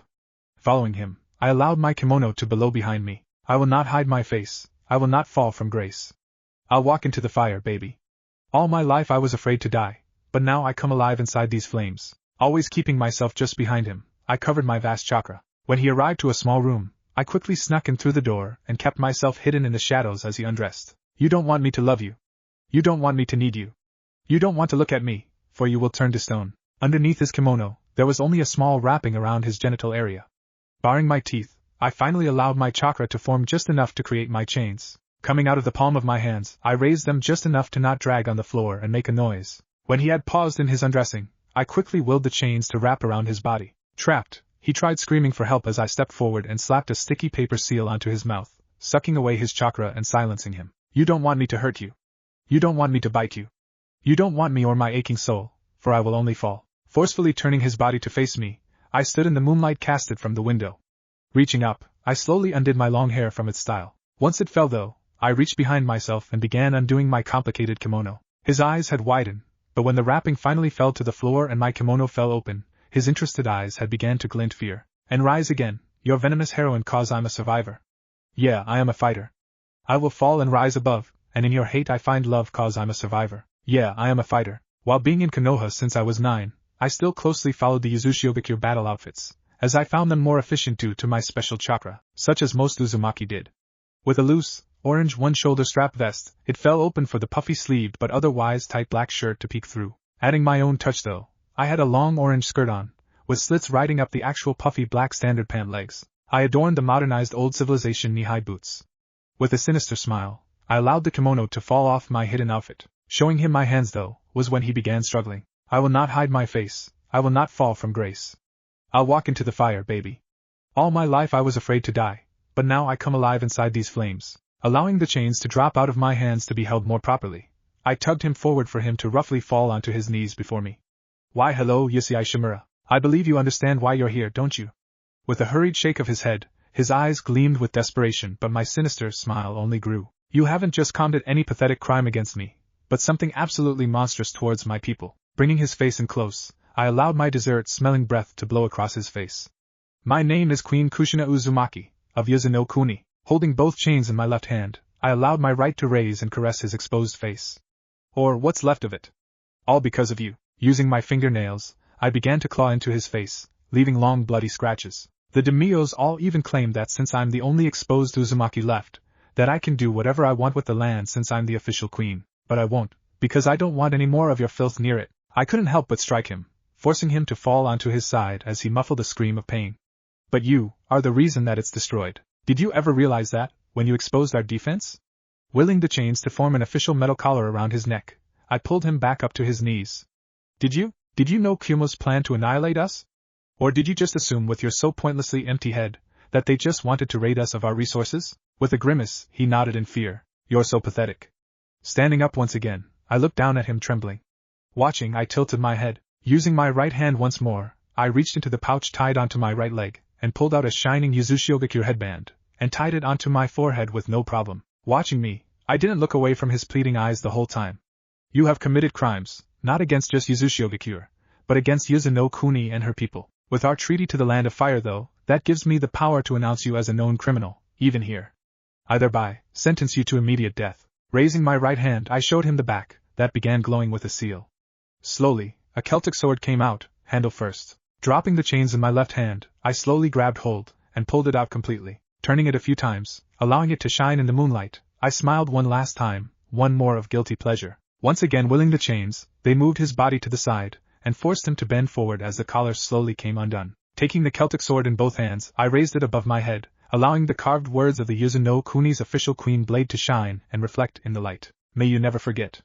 With one swing, his head became undone from his body. Watching the blood ease out, I pulled a small scroll from my pocket, and ordered my chains to disparate back into chakra. Sealing his body and head into the scroll, I threw his kimono out of the window, watching it flutter itself into the water that the castle resided next to. Hearing a pair of footsteps attempt to quietly walk toward the door with a feminine drunken giggle, I jumped out the window, and with chakra walked down the side of the castle as the door opened. Lowering myself just enough for the guards to still not notice me, I used a chakra-powered jump to launch myself into the forest. Origami Princess, 3rd POV. Waking up at her desk instead of her bed, the now Carrot Top lifted her head up. Running a hand through her hair, Naruto allowed a sigh to escape at another memory-induced dream. Rubbing her eyes, she looked down at the desk. Realizing she fell asleep at her desk in the middle of planning several jutsus, she couldn't help but reread some of the ideas and side note questions. Leaning forward though, she attempted to check the alarm clock sitting near her bed. Not being able to, she stood up and stretched her arms above her head. Walking toward it, she finally saw the time. 3:18 a.m. With a rub of her eyes again, Naruto rolled them. Well, at least I feel like I slept really good. Glancing at the innocent notebook, she let out a foxy smirk. After I eat, maybe I can practice? Nodding, she began picking up the clothes tossed around from yesterday, and threw them back near the closet. Undressing on the way, she tossed the ones she was wearing into another pile near the bathroom door. Standing nude, Naruto quickly grabbed 2 cups of ramens and filled them with water. Stuffing the 2 cups into the microwave, she picked up the still clean jacket and tossed it next to the notebook on the desk, and grabbed a fresh pair of underwear with a pair of black shorts and shirt. Hearing the ding go off, the Carrot Top quickly returned to the microwave and began devouring the cups. Once done, she threw them away and washed the chopsticks. Heading to the bathroom, she had a quick, steamy shower. With a pause at the cloudy mirror, she rubbed her hand over it, exposing her face. Leaning close, she once again checked her eyes. While the violet was still very dominating and bright, the ruby outline only began to recede. Angling her body, her orange hair only began to change into multiple shades. Neon to an almost burnt, darkened red. The spikes only slightly calmed though, not looking like they'd poke an eye out anymore. With another sigh, she leaned her head back in exasperation. Rubbing her temples, she had no problem besides a bra on the floor, on walking to the desk to put on her outfit. Grabbing the notebook, a spare brush and ink bottle, and 2 of her Fuinjutsu books, she quickly headed to Training Ground 7. Passing the bridge they were meant to meet on in another hour and a half-ish, she left a Kage Bushin in her place, to foreign sleeping. Arriving to a small clearing though, deeper in the grounds, Naruto set her items down, and summoned only 100 versions. Without needing a verbal command, 2 of them sat in the trees with the Fuinjutsu books. Deciding to only begin practicing with the first 10 ideas she wrote, she allowed the groups to rip out their piece of jutsu. Deciding to work on one by herself, without her other selves with, Naruto went toward idea 13, Death Angel. Sitting down, she practiced disapparating herself repeatedly, and following the notes, she attempted to add more paper to her back, to create wings. It took a while, with the distraction of a few clones that had popped over time, but with a face bomb, she solved her difficulty. The fucking ability is that our chakra can create something. Mine can create paper. I don't need to use my body to do it, I just need my chakra to form more paper. With a gentle, eased-out sigh, Naruto sat once again. Closing her eyes, she allowed chakra to create the paper directly out of her back, with each individual piece rolling up, forming a sharp feather-like piece. Standing up, she allowed the focusing. With a surprised shout though, Naruto opened her eyes back open to see some of her clones staring in surprise. Looking back, she saw the long, but dangerous wings. Looking up at the sky, she noticed the sun coming up. With a grin, she turned to the others as they took steady steps back. Willing them to flap, Naruto began to hover in the air above all her clones. With a wave of her hands though, paper began to shoot out and itself into whatever that was in its way, though once making its mark, it popped out of existence like the clones being targeted. Once every clone was accounted for, Naruto slowly made her way through the trees to the bridge. While she wasn't just going to join them yet, she wanted the practice in maneuvering as she thought over the clones' progress on the list. Once arriving near the edge of the forest, with perfect view of the bridge, she could see and feel Sasuke, Sakura, and her remaining clone chakra and bodies. Landing on a branch, she shrugged and jumped backwards, with her wings catching her as she soared through the air. Arriving back in the clearing, she once again summoned several clones. Raising her hands though, she began testing Bloody Caress and Lovely Caress work. While the only difference is going to be the execution, Bloody will aim for the lungs while Lovely would aim for the mouth and nose, and commit asphyxiation on the victim. There's practically no problems on this, though if the target struggled, they wouldn't get too far if multiple layers of paper was set. Carousel is fucking perfect. Wrapping around the target's area, it traps them in a white spinning ball. On the inside, paper would be flying and shooting randomly, nicking the multiple targets, or just outright killing them. Paper trail, kunai also works, though the shuriken didn't. It makes sense, due to the constant spinning and multiplying compared to a kunai. It's frustrating. Luckily, paper trail, battle cry worked. Super simple. Send some small, origami bugs or birds that will scope the area or collect intel about whatever I need, and if it's needed, kill a target. Kill pop and professional monster will have to wait, for now though. Unfortunately, the other techniques are a bit harder to do, or to truly test. Or at least, in the middle of a training ground waiting to be used. As Naruto landed, she couldn't help but a foxy grin at the idea of surprising her teammates on a technique or two. While the idea of hiding my ability is pleasing, I need to show people I'm a true Uzumaki anyways. Throwing her hands behind her head, she relaxed in the grass and stared into the sky. Besides, a lot of people respect a powerful ninja. If I suddenly whip out a ton of secret knowledge, it'll make people wary. But if they watch me become a bit stronger, though they don't need to know everything, then they'll have a better chance of believing me when I come and say some ridiculous, borderline unbelievable shit anyways. With a happy sigh, Naruto closed her eyes and began thinking back to the memory of her mother. She hunted a man down, who had involvement with the destruction. Biting her lip, she winced. She had every right to do it, because he was in a country he was wanted in, due to being allies with the land of Yuzu no Kuni. Rolling onto her stomach, Naruto let her face rest on her arms. So what? That makes my mom a queen of a land that has fallen apart. I guess I can see why. Sort of, not really. Oh whatever. I'll ask Jisan later or something though. But now, I should probably replace my clone. Standing up from her original position, Naruto walked toward the chakra sources, and commanded her clone to pop. Finally walking onto the bridge, Naruto noticed Sakura and Sasuke staring as she walked up. Finding the exact place her bushin was, she sat as Sakura began opening her mouth, or at least until there was another poof. Looking towards it, the smoke finally disappeared to reveal their long-awaited sensei. You're both late. Sakura had screamed, pointing at both Naruto and Kakashi. With a little grin from Naruto, Kakashi just shrugged. There was a black cat in my way, so I had to take the long way around. Liar! Anyways, my cute little genin. Reaching into his pocket, Kakashi walked into Training Ground 7, with all three preteens following. Walking to the very center of the exposed area, he sat an alarm clock on the stump. You have until noon to take these 2 bells from me. Raising his shirt just slightly, 2 rusted bells were exposed and tinkling in the breeze. But there's only 2 bells, sensei, and 3 of us. With an eye smile, Kakashi nodded. Setting the timer for sure, he crossed his arms. You better come at me with the intent to kill, if you expect to take me down. With shocked looks from Sakura and a subtle one from Sasuke, Naruto only furrowed her brow and frowned. But sensei, what if we do end up killing you? With another shrug, he kept smiling. Ready? All of the genin tensed their muscles. Set? Silence besides the breeze. Go. Leaving only Kakashi in the clearing, he shrugged it off. They all seemed to know how to hide themselves quite well. Hey, Cyclops! Well, almost all of them. Turning around, the apparent Cyclops turned to face the one and only Naruto Uzumaki. Throwing several kunai, each and every single one missed its intended target. You know you missed. With a tilted head, Naruto smiled. Shooting herself towards the tall man, she began a sloppy taijutsu dance with the man, who never used more than his arms to block, or at least until several clones began attacking. With a quick glance around, he finally noticed it. Oh, his kunai must have been hinged bunshin. How could I not tell? Popping every single bushin with ease, Kakashi looked at the original, who smiled quite foxy. Even underneath her goggles, you could see her eyes nearly glowing with mischief. Once more, she launched herself at the man. Holding both of her hands as she nearly growled, he then flipped her into the air. Kage no bunshin. Turning around just in time, he watched as the clone threw the original back at him. Readying himself, Kakashi couldn't help but let a tiny genuine smile to grace his covered lips as the kid quite literally didn't do anything, besides launch herself for a huge hug that only knocked him back by a foot. Prying at her arms, he tried to get her off, nearly giggling. Or at least until he saw the sinister fox grin. Kill pup. What the fuck was that? I can't see.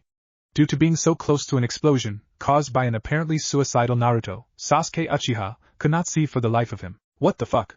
Rubbing his eyes, he took one wrong step back, and fell out of the tree he was hiding in. Landing on something soft, that felt quite feminine, he heard a groan. Knowing he was blinking, but being unable to see, he luckily is missing his own squeezing and straddling of his disguised teammate, Naruto. Clutching the grass, Naruto could only freeze up as Sasuke continuously kept groping her as he straddled her waist. Biting her lip, she lifted her head just enough to look at his tightened, pulled up shorts.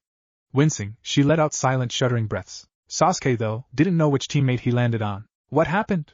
Trying to get an answer out of the teammate beneath him, he leaned down and attempted to hear a heartbeat, or to at least hear if they were even breathing. What he didn't remember was that he was blind and didn't know where he was putting his own body. Maneuvering himself, he raised himself above the body and accidentally stuck his knee tightly in between Naruto's legs. Leaning down, he rested his head against her chest and listened to an erratic heartbeat.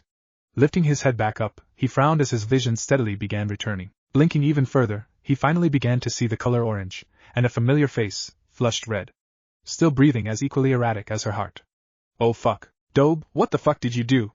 Pushing himself up and off the disguised girl, he only fell once again due to his vision still blurry. Watching her though, he awaited a response. Refusing to say a thing, Naruto laid in the grass, squeezing her legs together. Never being touched before, romantically or much else platonically besides grandfatherly hugs, she was cracking to the feeling of being touched. Exchanging silence for refusal to look him in the eyes, she could help but stutter.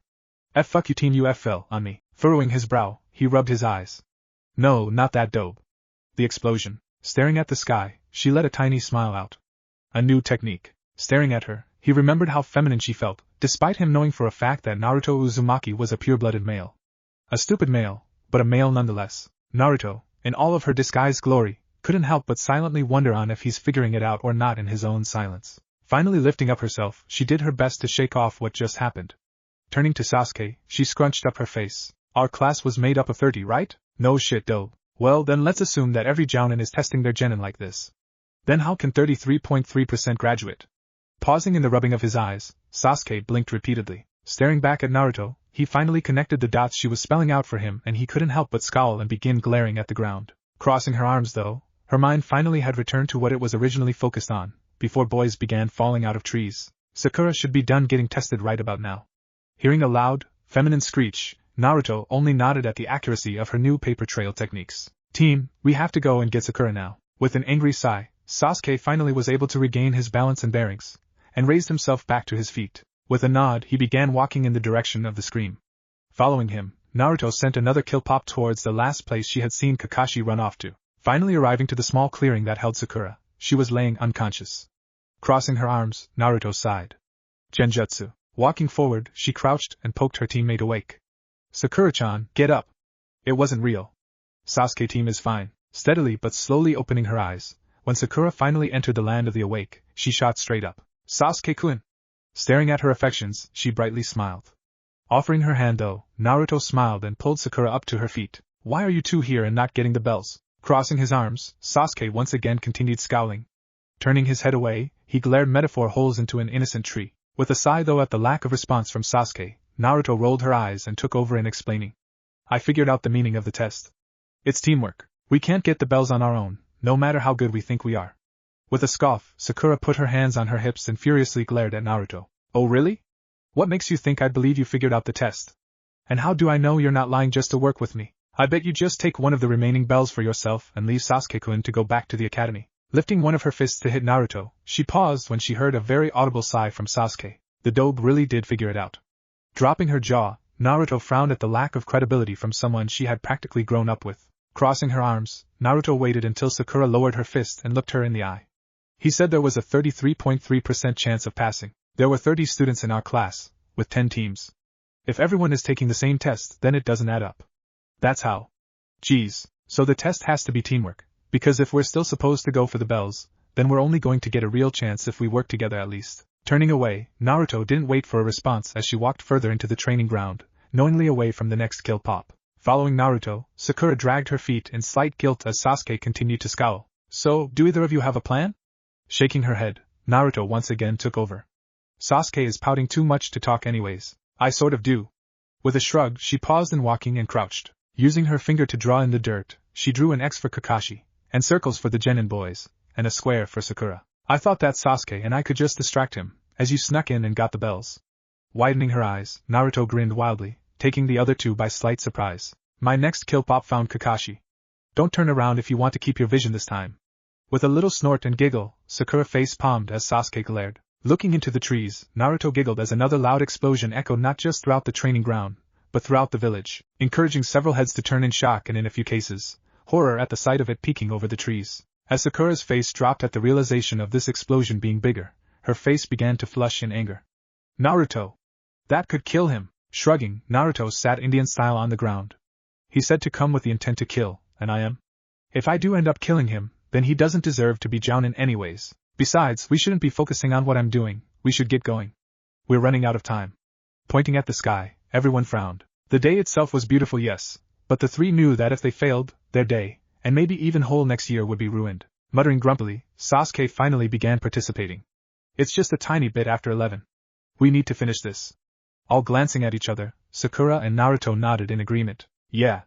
I'll go hide in some of the shrubs, and wait for when he's distracted. Taking the position as leader, Sasuke began walking away, turning back to gesture to Naruto and give advice to Sakura. If you have any genjutsu that's realistic, use it to cover you or to throw him off. With hearts appearing in her eyes once more, Sakura smiled love-struck and shook her head wildly. Yes, Sasuke-kun. Turning to her, Naruto gave a thumbs up to Sakura. He's by the biggest oak tree near the river. With a nod of understanding, both Naruto and Sasuke blurred from her view, as she shook her head and determinedly began to cover herself with simple foliage, as she zigzagged her way toward their sensei's position. Naruto and Sasuke, though, were slowly jumping through the trees, attempting to make as little sound as possible to keep the element of surprise. Arriving on the edge of the clearing, they could see a singed Kakashi Hatake, standing with his back straight. His one eye was twitching with irritation as glared into the river water. Missing one shoe, he was shaking soot off his green flak vest. On the leg with the missing shoe, there were faint lines of first-degree burns, easily exposed due to his pant leg being absolutely obliterated in the first explosion. While his sleeves were only covered in soot with a few holes, his hair itself had gone from silver to a pitch black. Leaning over and whispering in Sasuke's ear, Naruto did her best to keep absolutely quiet. He's fought both Sakura and me, but not you. Do your best to keep his attention. I'll sneak in when he's about to kick your ass, yeah? With a displeased glance, Sasuke nodded and launched himself toward the irritated Jounin. Launching herself backwards, away from the two apparent prodigies, Naruto attempted to control her chakra, keeping it hidden as she summoned her angelic death wings to form. Twisting herself around to fly through the trees easier, she roughly circled the area, performing several Kage no Bunshin on the way, all hiding their own sets of chakra as they moved to the edge, disguising themselves in shadows and hiding in shrubs. With a grin, Naruto watched as each and every one grew their own sets of wings or ready paper kunais. Flying towards her original position, she awaited for an opening in between Kakashi and Sasuke during their short and personal taijutsu match. Sitting on the branch, she swung her feet back and forth, noticing a moving shrub inch itself to the edge on the other side of the clearing. Readying her body though at the familiar actions, she watched Kakashi use the exact move on Sasuke, throwing him into the air. Chakra launching herself directly up into the air, several of her other Bushin quickly followed, catching everyone's eye. Simultaneously flapping their wings, each Naruto dropped, aiming for the shocked and frozen Hatake. Only when he tried running away, did each and every Bunshin begin following him. Only the original turned and caught the falling Sasuke, dragging him through the trees, was when the screaming swear words began by their new sensei. Dropping the only real male genin on the team, did Naruto raise herself above the trees to watch Kakashi. Only did the words become more vulgar when he tried to escape through the trees. With a surprised kick aimed for the face, did a bombard of pasty white kunai begin. With a quick substitution for a log, did any of the kunai summoning and hunting angels relent in their attacks. Quickly in response though, did they begin to scramble to once again hide themselves in shadows and foliage, hiding their own set of chakras. Sakura-chan. With a flinch, the hidden girl swung the kunai in her hand. Sakura-chan, it's me. Waving her own arms around, Naruto's folded wings were acting as a cloak. Naruto, what is going on? How do you have wings? With a shake of her head, Naruto grinned. We can talk about that later, alright? We only have a little bit of time left. With a hesitant nod from Sakura, they stood and left the bush Sakura was using to carry herself. I can fly you directly to him, but he'll notice you. Running her hands through her own hair, Sakura bit her lip and stared off to the side, attempting to pull out the leaves. Well, I can change a genjutsu, to cover him, to make sure he can't see us right away? Nodding, Naruto unfolded her wings and held her arms open. Naruto baka, if you touch me in a place I don't like, I will murder you myself. With a wince and audible gulp, Sakura accepted the terms and allowed her disguised teammate to hook her arms underneath her armpits and lift her into the air, soaring to the newest battle scene, where several clones were repairing themselves with paper before they could pop, and sending constant paper kunai in exchange for their absence in the brawl. Hinging to match the clones, Sakura allowed herself to be let go on the edge of the small clearing. Running in, Sakura got the closest, using her agility to move through the clones and not be absolutely stabbed by the kunai. Plucking one of the flying paper kunai though, she awaited her chance and sent it flying to the bells. Practically running back out of the brawl, she waited until the whole group had moved its position into the middle of the trees. Once it had though, with a smirk, she picked up both of the bells right as the timer went off. Meet me at the 3 posts, now. Sounding angry, the last Hokage used a very large fire dragon jutsu to dispose of each clone, and with large pops he pulled the original by the back of her jacket. Arriving on the scene, he quickly pulled ropes out of one of his many pouches, and tied Naruto to the middle post. Leaning on the other 2 though, Sakura and Sasuke stood. Why am I being tied up? I was the one who figured the test out. Struggling in the ropes, Kakashi took several steps back. Yes, but you weren't the one who got the bells. Snapping their heads toward Sakura, who had raised them to tinkle in the breeze. She gets to decide who gets to pass, and who doesn't. It was with an unladylike snort though, that had the lone eye of the Cyclops narrow at her. Naruto Baka did really figure it out. We all pass, or we all fail together. Setting one of the bells in the hair of her tied teammate, and directly handing it to her crush, did Sakura set one hand on her hip.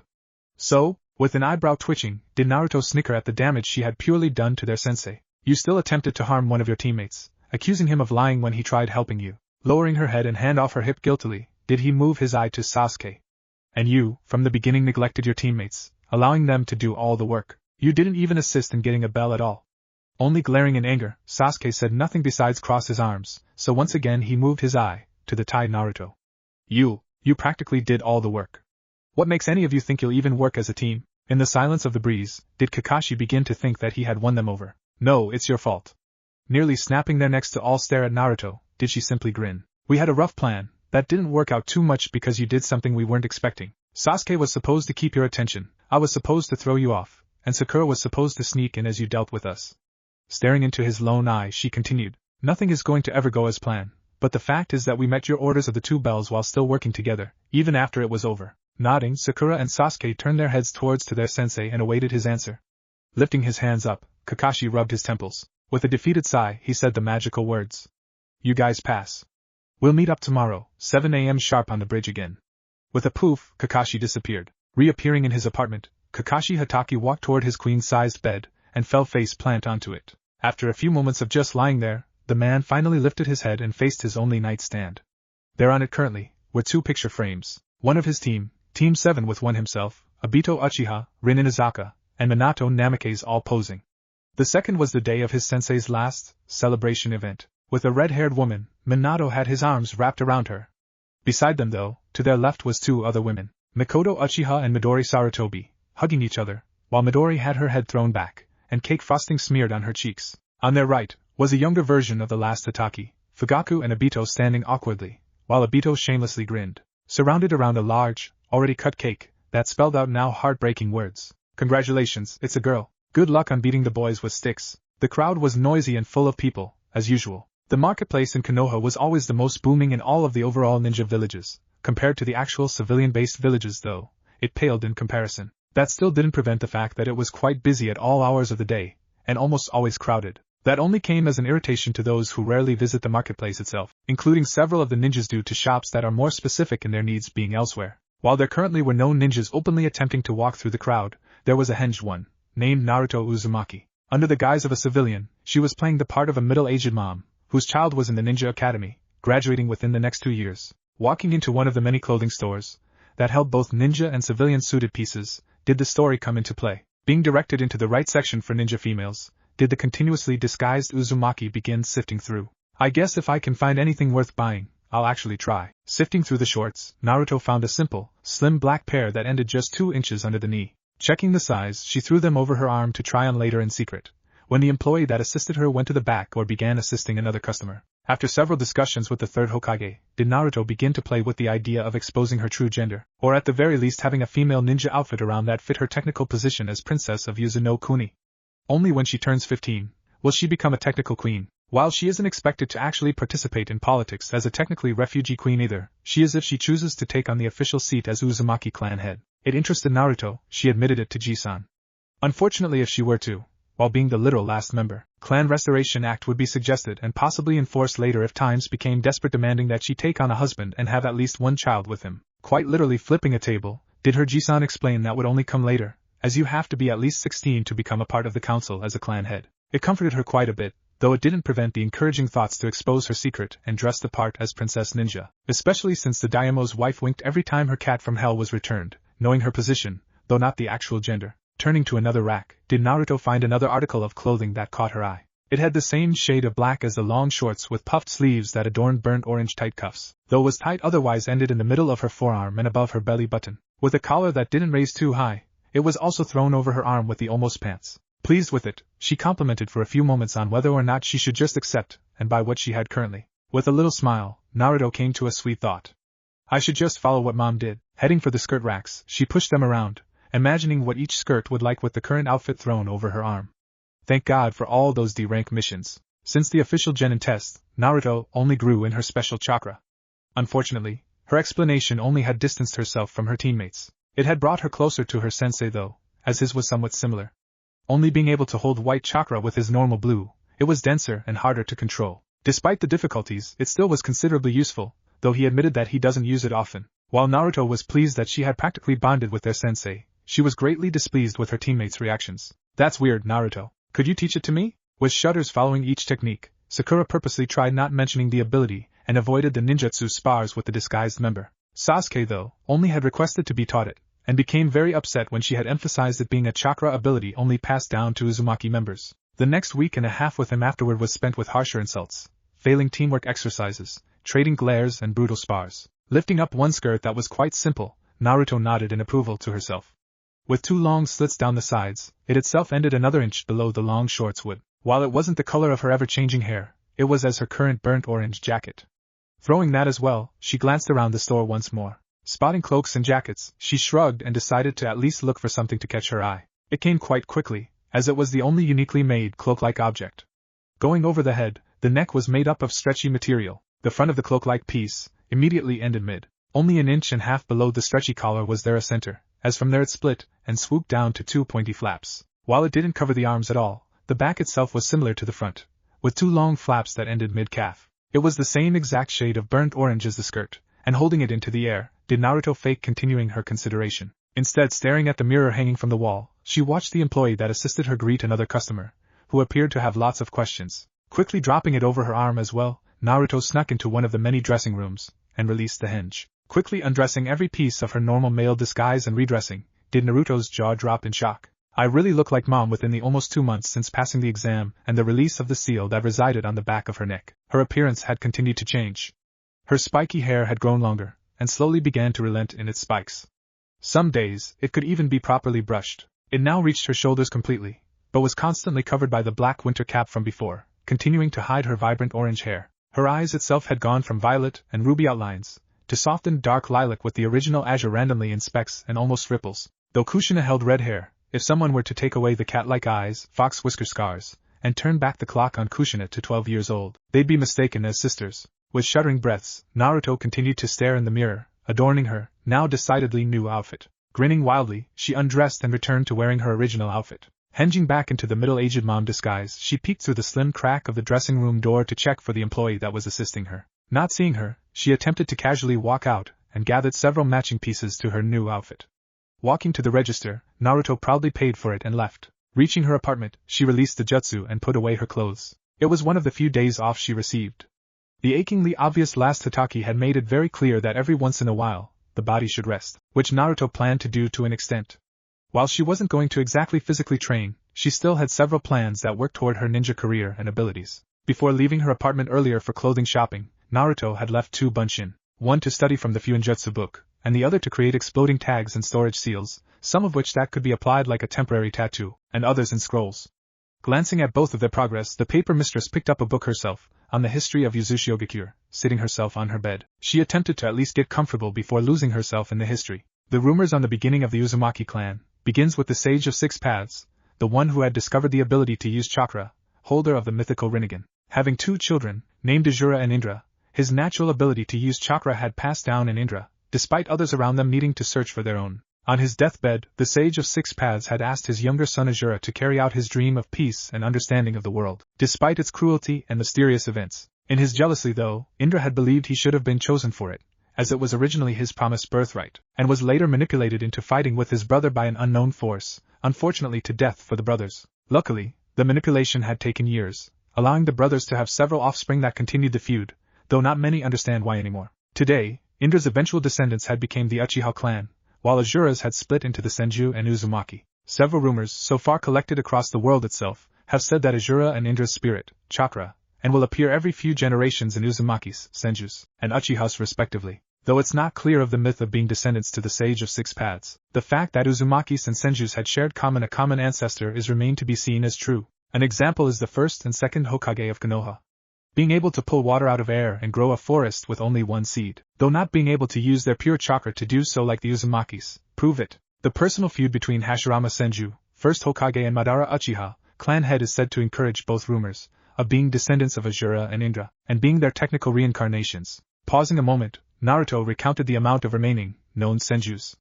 Not coming up with any besides one, Naruto scowled. It's not as if she's coming back to Konoha anyways, living relative or not. Flipping through a few pages, Naruto found one that caught her eye. Yuzu no Kuni's royal line. Never being one to follow the patriarchy system, men and women have been able to rule with no problem in inequality, while other nations have always looked down upon it. Compared to those other nations though, the trend of following a royal line rather than elected daimyos started from the Wasteland era. After the nuclear war, survivors had always banded together, and for a short while, those residing on the islands of Yuzu no Kuni had followed through with electing officials, or at least until a group of survivors that called themselves the Wolves had joined. Tipping the polls and unfortunately electing corrupted officials, the islands had erupted into civil war. There were multiple sides, all fighting for the same reason with different views. It wasn't until 15 years into the war did chakra users begin migrating into the population. One of them was Haru Uzumaki. Using an ability similar to wood release, she was able to create much more dangerous and lethal plants. It's said that she herself took down the original wolves gang, summoning a pit of giant Venus plant traps. Scarred at the manipulation of the population's right, Haru Uzumaki was claimed queen of the then-named Caribbean islands. Using her ability, she temporarily built a bridge to the mainland, and brought her large family over. Her own brother Satoru, a lightning manipulator, encouraged by the rumors of a ninja village being made by the Senjus and Uchihas, was the leading voice in the crowd for their own ninja village meant to not protect just its own civilians, but the island as a whole. Not solely convinced, it took years and her firstborn son to seal the deal. Prince, though later in life, King Uzumaki was a proud manipulator of water. Though not honing his ability to his complete potential, he had created the forever whirlpools, preventing hundreds and later thousands of attacks and giving the islands the title of Yuzu no Kuni, the land of whirlpools. After witnessing several of attacks be prevented, did Queen Haru allow a ninja village to be built. Following the lead of the closely connected, standing tall Konoha in the land of fire, she and her father together had created the village's council, made up of considerably important and influential civilians and ninjas of the like. Allowing them and the current royalty to vote themselves on who should take the role as village leader was the final touches on Yuzushiobakure. With an amazed sigh, Naruto put the book back down, and laid flat on her bed, and stared at the ceiling. Popping her clones, she heard her stomach growl. Though waking up around noon itself, and it being around 4 when she had left to go shopping, it itself was now nearing 6. While living in the land of fire, there wasn't too much of a winter besides a slight frost and an odd day with a few centimeters. The sun still seemed to go down around the same time as always, at 7 p.m. Lifting herself up, she grabbed her gamachan pouch and took her time walking to her favorite ramen stand. While the sun wasn't setting just yet, the sun itself was beginning to lower itself behind several clouds, its rays just barely peeking over the more taller buildings of Konoha. Arriving to the stand, she easily walked through the curtains to the almost empty stand. Besides the usual Tsuchi and his daughter Ayam, there was one more customer. Ignoring him, Naruto took her seat and smiled wildly at the happy daughter. "Ohio Naruto. How are you today?" With a casual shrug, she answered. "I'm alright. Today we got a day off, so I've just been relaxing and sitting around. What about you?" Spinning and assumingly grabbing the other customer's bowl, she began adding the finishing touches. "Pretty busy. Mondays and Fridays are always the busiest days, who would have thought? What can I get you though?" "Just 2 misos, a shrimp and a beef please." With a cheerful nod, Ayam repeated the order to a smiling Tsuchi, as if he knew his favorite customer had arrived by just the 2 misos. Watching Ayam continue cooking, Naruto watched her even deliver it to the only other person in the booth. "Kakashi sensei?" Slightly hunched over the counter, now putting his smut book away, did the sensei of Team 7 acknowledge his own student. "Ma, I never knew one of my cute little genin liked ramen." Furrowing her brow, Naruto immediately knew he was lying. Having invited her fellow genin mates out to ramen several times, she was repeatedly rejected by them both in front of the man. Finding it too awkward to ask their much older sensei without at least the others attending, she normally shook off the idea. Turning his head toward the staring genin, he allowed his exposed eyebrow to rise. "You alright there, Naruto-chan?" Knocked out of her suspicious thoughts, Naruto's jaw dropped.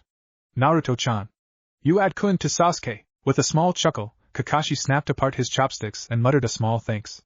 "Yes, but he's not as cute as you and Sakura are. He's all mean and mopey." Face desking quite hard, Naruto let out a sigh and hid the blush on her cheeks at being called cute. Raising it once more, she turned back to her odd teacher and noticed his empty bowl with a moving back into place mask. Did you seriously just eat all of that? With a nod, she threw her head back at his response. All that just to hide his face? At the arrival of her first 2 miso bowls, she muttered a thanks and began to inhale her own. Then again, I wear all this stuff to hide my actual appearance and gender. Never leaving his stool, Kakashi once again pulled out his book and continued to read as his student continuously consumed her own dinner. Finally pulling back from the 4 bowls, the last 2 being added in the midst of her consumption, she allowed a small burp to let loose. Reaching into one of his many pockets, he pulled out several bills and laid them on the counter in between each other, though in view of I.M. It's on me. With surprised, though mostly hidden eyes, Naruto smiled and thanked him with tinted red ears. Standing together in unison, Kakashi had waved goodbye while Naruto had thanked them for the meal and promised to visit tomorrow again. Walking out, Naruto paused awkwardly outside the stand. Sensei? Yes? Do you want to get some ramen with me sometime? Because I've always wanted to go as a team, but without Sakura-chan and Sasuke team, it'd just be us and that'd be, you know. Gesturing between the 2 and wiggling her fingers, Kakashi had come to understand. While being a technical adult once one receives their headband, there were few restrictions but more of expectations for do's and don'ts by their own community. Several of those expectations came with relationships and harmful vices. Konoha itself didn't mind a relationship between the student and teacher, though several looked down upon it if one of the participants were considered too young. But I mean, do you want to just to, you know, hang out? I understand what you mean, but that sounds pleasant. With a growing, sweetly genuine smile on her face, the sun finally began to set. All right. Cool. Yeah, thanks, Sensei. Standing tall, her face began beaming once more. So, I have another question, if it's all right? Putting his book down, though not away, Kakashi allowed an eyebrow to raise and nod. Why do you wear that mask? Most likely the same reason you wear your hat and goggles. The silver-headed man instantly knew it was the wrong answer as the smile began to drop. Searching into her hidden eyes, he wondered what exactly was happening for her to have begun hiding her notable features. Having seen her while she was growing up, she was a miniature Minato Namikaze. Down to the T, she was even throwing pranks. But the Uzumaki side in her had begun to show and bloom quickly. That's probably why nobody has figured out whose child she is. It wasn't just the gender that was hidden, though Kakashi himself didn't completely know the truth of that. The ultrasound had claimed she was a girl, but not being there in person for it, when he was told that Naruto Uzumaki was born a boy, he had tried to believe the machine was flawed. While a name was just a name, and Namikaze would have set off radars across the world due to his reputation, Uzumakis were very secretive and not at the same time. Everyone knew Kushina was pregnant, but nobody knew who the father was. It should have been spotted a mile away by everyone that Kushina had a child that looked like the only Namikaze she worked well with. But a peculiar theory had made itself around Konoha. The only reason the boy and Namikaze-sama share the same features is because of the ceiling. It had made him facepalm. Of course the civilians would begin such a rumor with their dislike for the child, though for ninjas to believe it, most that were raised to look underneath the underneath, was ridiculous. That's what several of the ninja population gets though for not at least learning how to do a basic ceiling. It was when she hung her head, and the awkward silence that ensued, answered his question. The seal on her neck. Being there on the night that she had stolen the forbidden scroll, he himself had also discovered the seal on her neck, that in the past was always hidden by her wild hair. Knowing the use of the seal, quickly made him want to sigh and bash his head into a lamppost. Her appearance is changing. How about, before we get that ramen next time, we spend a little one-on-one time training together? I can help you with any difficulties you're having. Her head had completely swung back up at that. He knew she was shocked, mainly because of her unique chakra. He could only offer suggestions on possibilities and jutsus. Compared to Sakura and Sasuke, Naruto was the most difficult to train, despite her endless opportunities. Sasuke at least could gain the Sharingan which he already had in one eye, whereas Sakura needed much help on even getting herself into proper shape and a specific direction to point in for her to choose an official specialty. Taking a few moments to even respond, other than the break-necking speeds of her head snapping up, she wildly nodded. Yeah, sensei, that sounds great. I smiling, the Hatake was pleased to fix the little damage he had done. Patting her head, he began nudging her to turn towards the direction of her apartment. Ma, well, we have several missions to take on tomorrow, and you need all the sleep you can get. Wiggling, she had manually removed his hand from her cap, and held it in both of her hands as she smiled softly up at him. Thanks, sensei. See you tomorrow. Letting go, Naruto stuck her hands in her pockets and began walking to her apartment. Watching her go though, Kakashi allowed the tingle in his hand to remain as he pretended to return to his book. When she had finally turned a corner and left his view, he himself turned and headed to his own apartment. The room was bouncing, constantly pulsing. Everyone was moving to the music, and to the beat of their own hearts, with thoughts they wanted to get rid of. The building I had entered was a club. There was no denying of that. Civilians and even ninjas were prone to dance with drinks to help them forget whatever that was chasing them, though it would always return the next morning with any new regret they made. But the idea of forgetting for now only encouraged several to continue their typical sinful actions. I wasn't here to join them tonight, as only one male had been encouraging the thoughts of anyone joining me in my pants really. Tonight, I was on a bit of a seductive mission. Walking around the crowd, I had arrived to another door with a bouncer. Paying him and wiggling my cleavage, I had been allowed to pass and enter the door.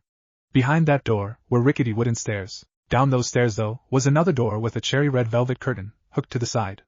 Lifting it slowly, I began swaying my hips as I walked through. Tobacco and a damp skunk-like smell drafted through the air. The room itself was quite large, with a fuzzy, dark-grayed carpet that muffled my heels. The sweetly mahogany red-paneled walls with black outlines had several of the same cherry red velvet curtains hanging, drooping from hook to hook. The ceiling itself could barely be seen through the smoke, but was a few shades darker than the carpet. The walls were lined with randomly placed couches, with a chair or two and a table placed in front of them. There were randomly placed, barely clothed participants placed all over the room, all wealthy and successful through legal and illegal means. The deeper I went into the room, the filthier their actions were becoming. Pausing just a moment, I watched a busted blonde sit facing away from her partner, spreading her legs as she raised and lowered her body in a steady but constant rhythm. Aside from his legs, the only thing that could be seen was his meat stick and hands kneading her. Noticing me watching, the busted blonde blew a kiss and a wink. On the other end of the room, Kaori Hoki of the popular Hoki clan of Suna was on her hands and knees, with a man underneath her and above her, roughly taking their time as she giggled and staring into a portable video camera, clearly high out of her mind. Continuing my way, I could feel myself get warmer below at the thought of committing such acts myself.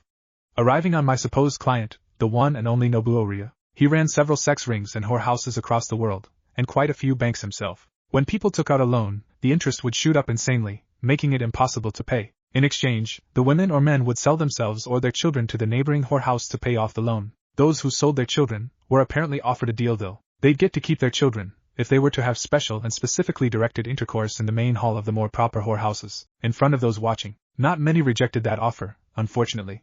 Several reports by the civilians' forces contained the continued acts by those that have accepted the offer, and even more reports on orgies that approves of the molesting on their own children. It all started with this one man. With wild black hair, his eyes were a bright gold shade. Matching, golden tan skin, he stood at 6 feet 1 inch with a lean body. Watching the crowd through hazy smoke, it didn't take much for him to give me attention. A civilian was still a civilian. Acting shy, I had promised that if we were to get our own room in a motel, then I'd let him film me all he wanted for personal use. It wasn't before I had him consume much more alcohol and smoke more of this substance nicknamed Mary Jane though that I had made the promise, and we were leaving. Making our way on the barren streets of the civilian village, he hadn't noticed the blur jumping on the rooftops. Making little stops on the way to the motel I had suggested, I allowed him to shower me in compliments, rub my body and kiss my neck. Reaching the edge of the town though, I had giggled and dragged him into the forest, wanting a little show of what fun I'd be having with him. Once going deep enough in his standards, he attempted to drop his pants. Stepping back, I snorted and allowed the little rooftop blur to take care of him for me. Schleich. Kushin, why didn't you do it? Above the body of the gross man was a silver-haired male. With a mask that following down into his makeshift vest, I crossed my arms and stared at him. Because if he wasn't completely wasted, he would have noticed you. With a wince, the child stared down at the body. Kakashi-kun, I know you're trying hard, but you're only 9 years old.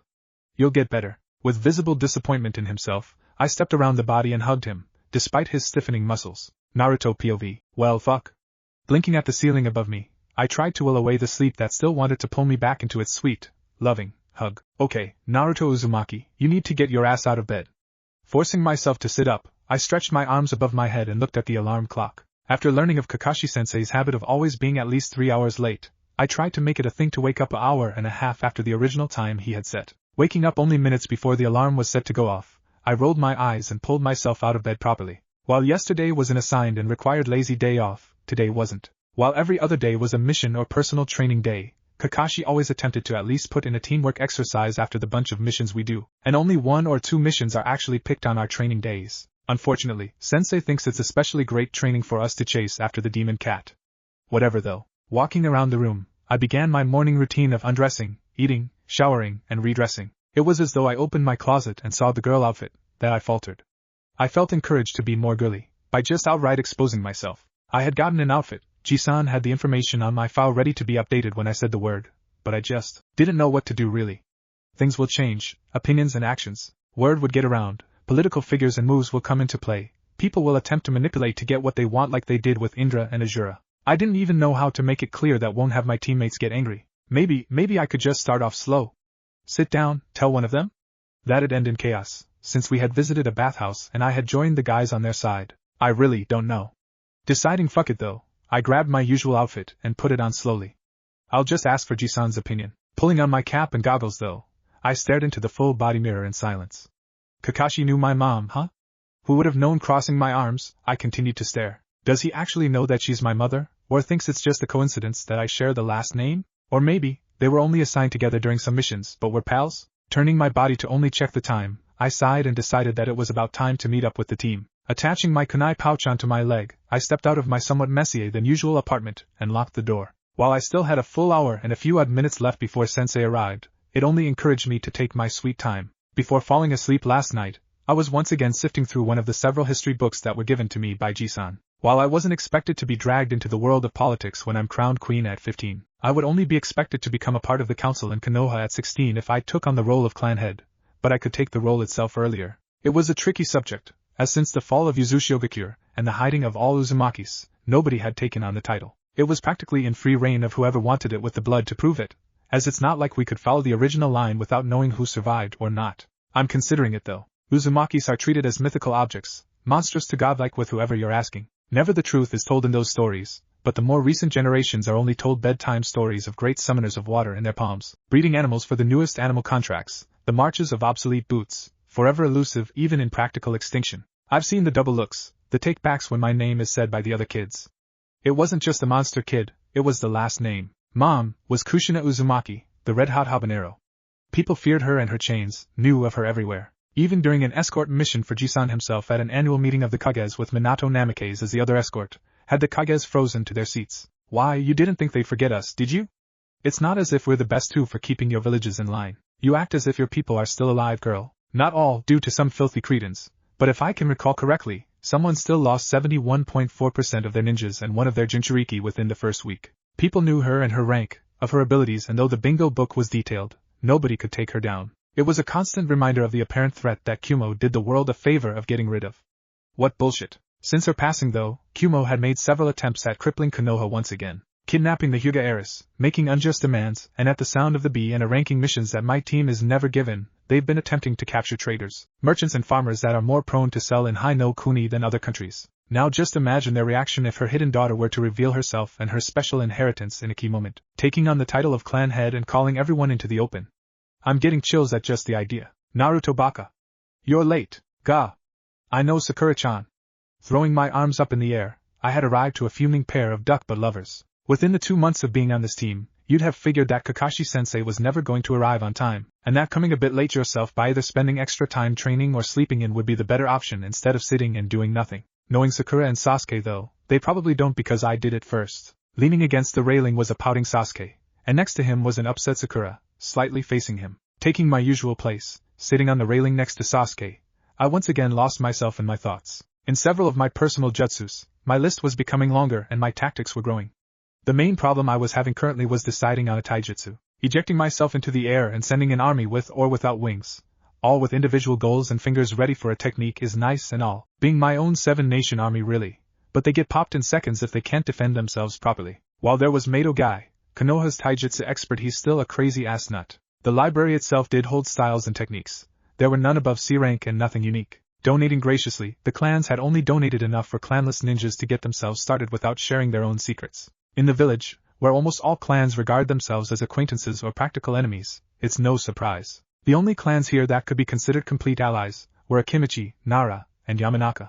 Forming the elite capture squad, the official name was Ino Shikacho Trio. As it turns out, Ino, Shikamaru and Shuji were the newest generation under Asuma Sarutobi, enlisted as Team 10. Besides them, Inazakas and Aburames were normally closely aligned with their own abilities in tracking, with an odd Hyuga here and there. It was noted as to never put a Senju with an Uchiha, or a Hyuga with an Uchiha though. Yo, you're late, no Glastic. Dropping both kunais as her shaking began to worsen, she looked up to see who had read the seal out loud. A white dog ANBU mask staring down at her, with silver fluff sticking about above it.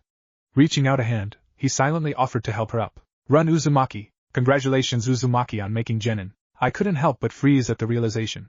Oh, that fucking bitch. He knew the whole time.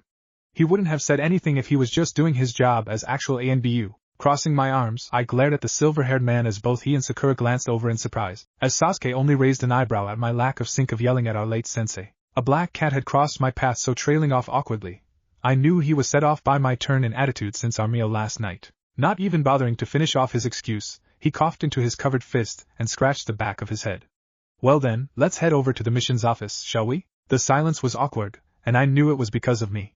Most mornings would start out with me coming late, being yelled at Sakura, though when sensei arrived, we'd yell together and with a boink on my head, Sakura would say I was too, anyways. Then giving us an excuse, Kakashi-sensei would let out an estranged giggle as once again in sync, Sakura and I would accuse him of being a liar, shooing us, acting as though we were 3 roughhousing goats or sheep. He'd steadily direct us to the mission's office and attempt to keep a leash on whatever we decided to argue about that day. Today though, I kept my arms crossed and took lead, with the rest of the team either eyeing my back or staring off in every other direction but me. We made it in a new record of time. Unfortunately, the awkward silence had followed us into the mission's room, and soon those at the desk were attempting to direct their attention everywhere but us, by shuffling their papers around, spending extra time on another report, or outright excusing themselves for coffee. With a soft cough though, Iruka and the third Hokage themselves had resigned to assisting us with finding our next mission, babysitting the Baroki's children, painting a fence, walking the hounds, assisting with grocery shopping, catching the daimo's cat. No!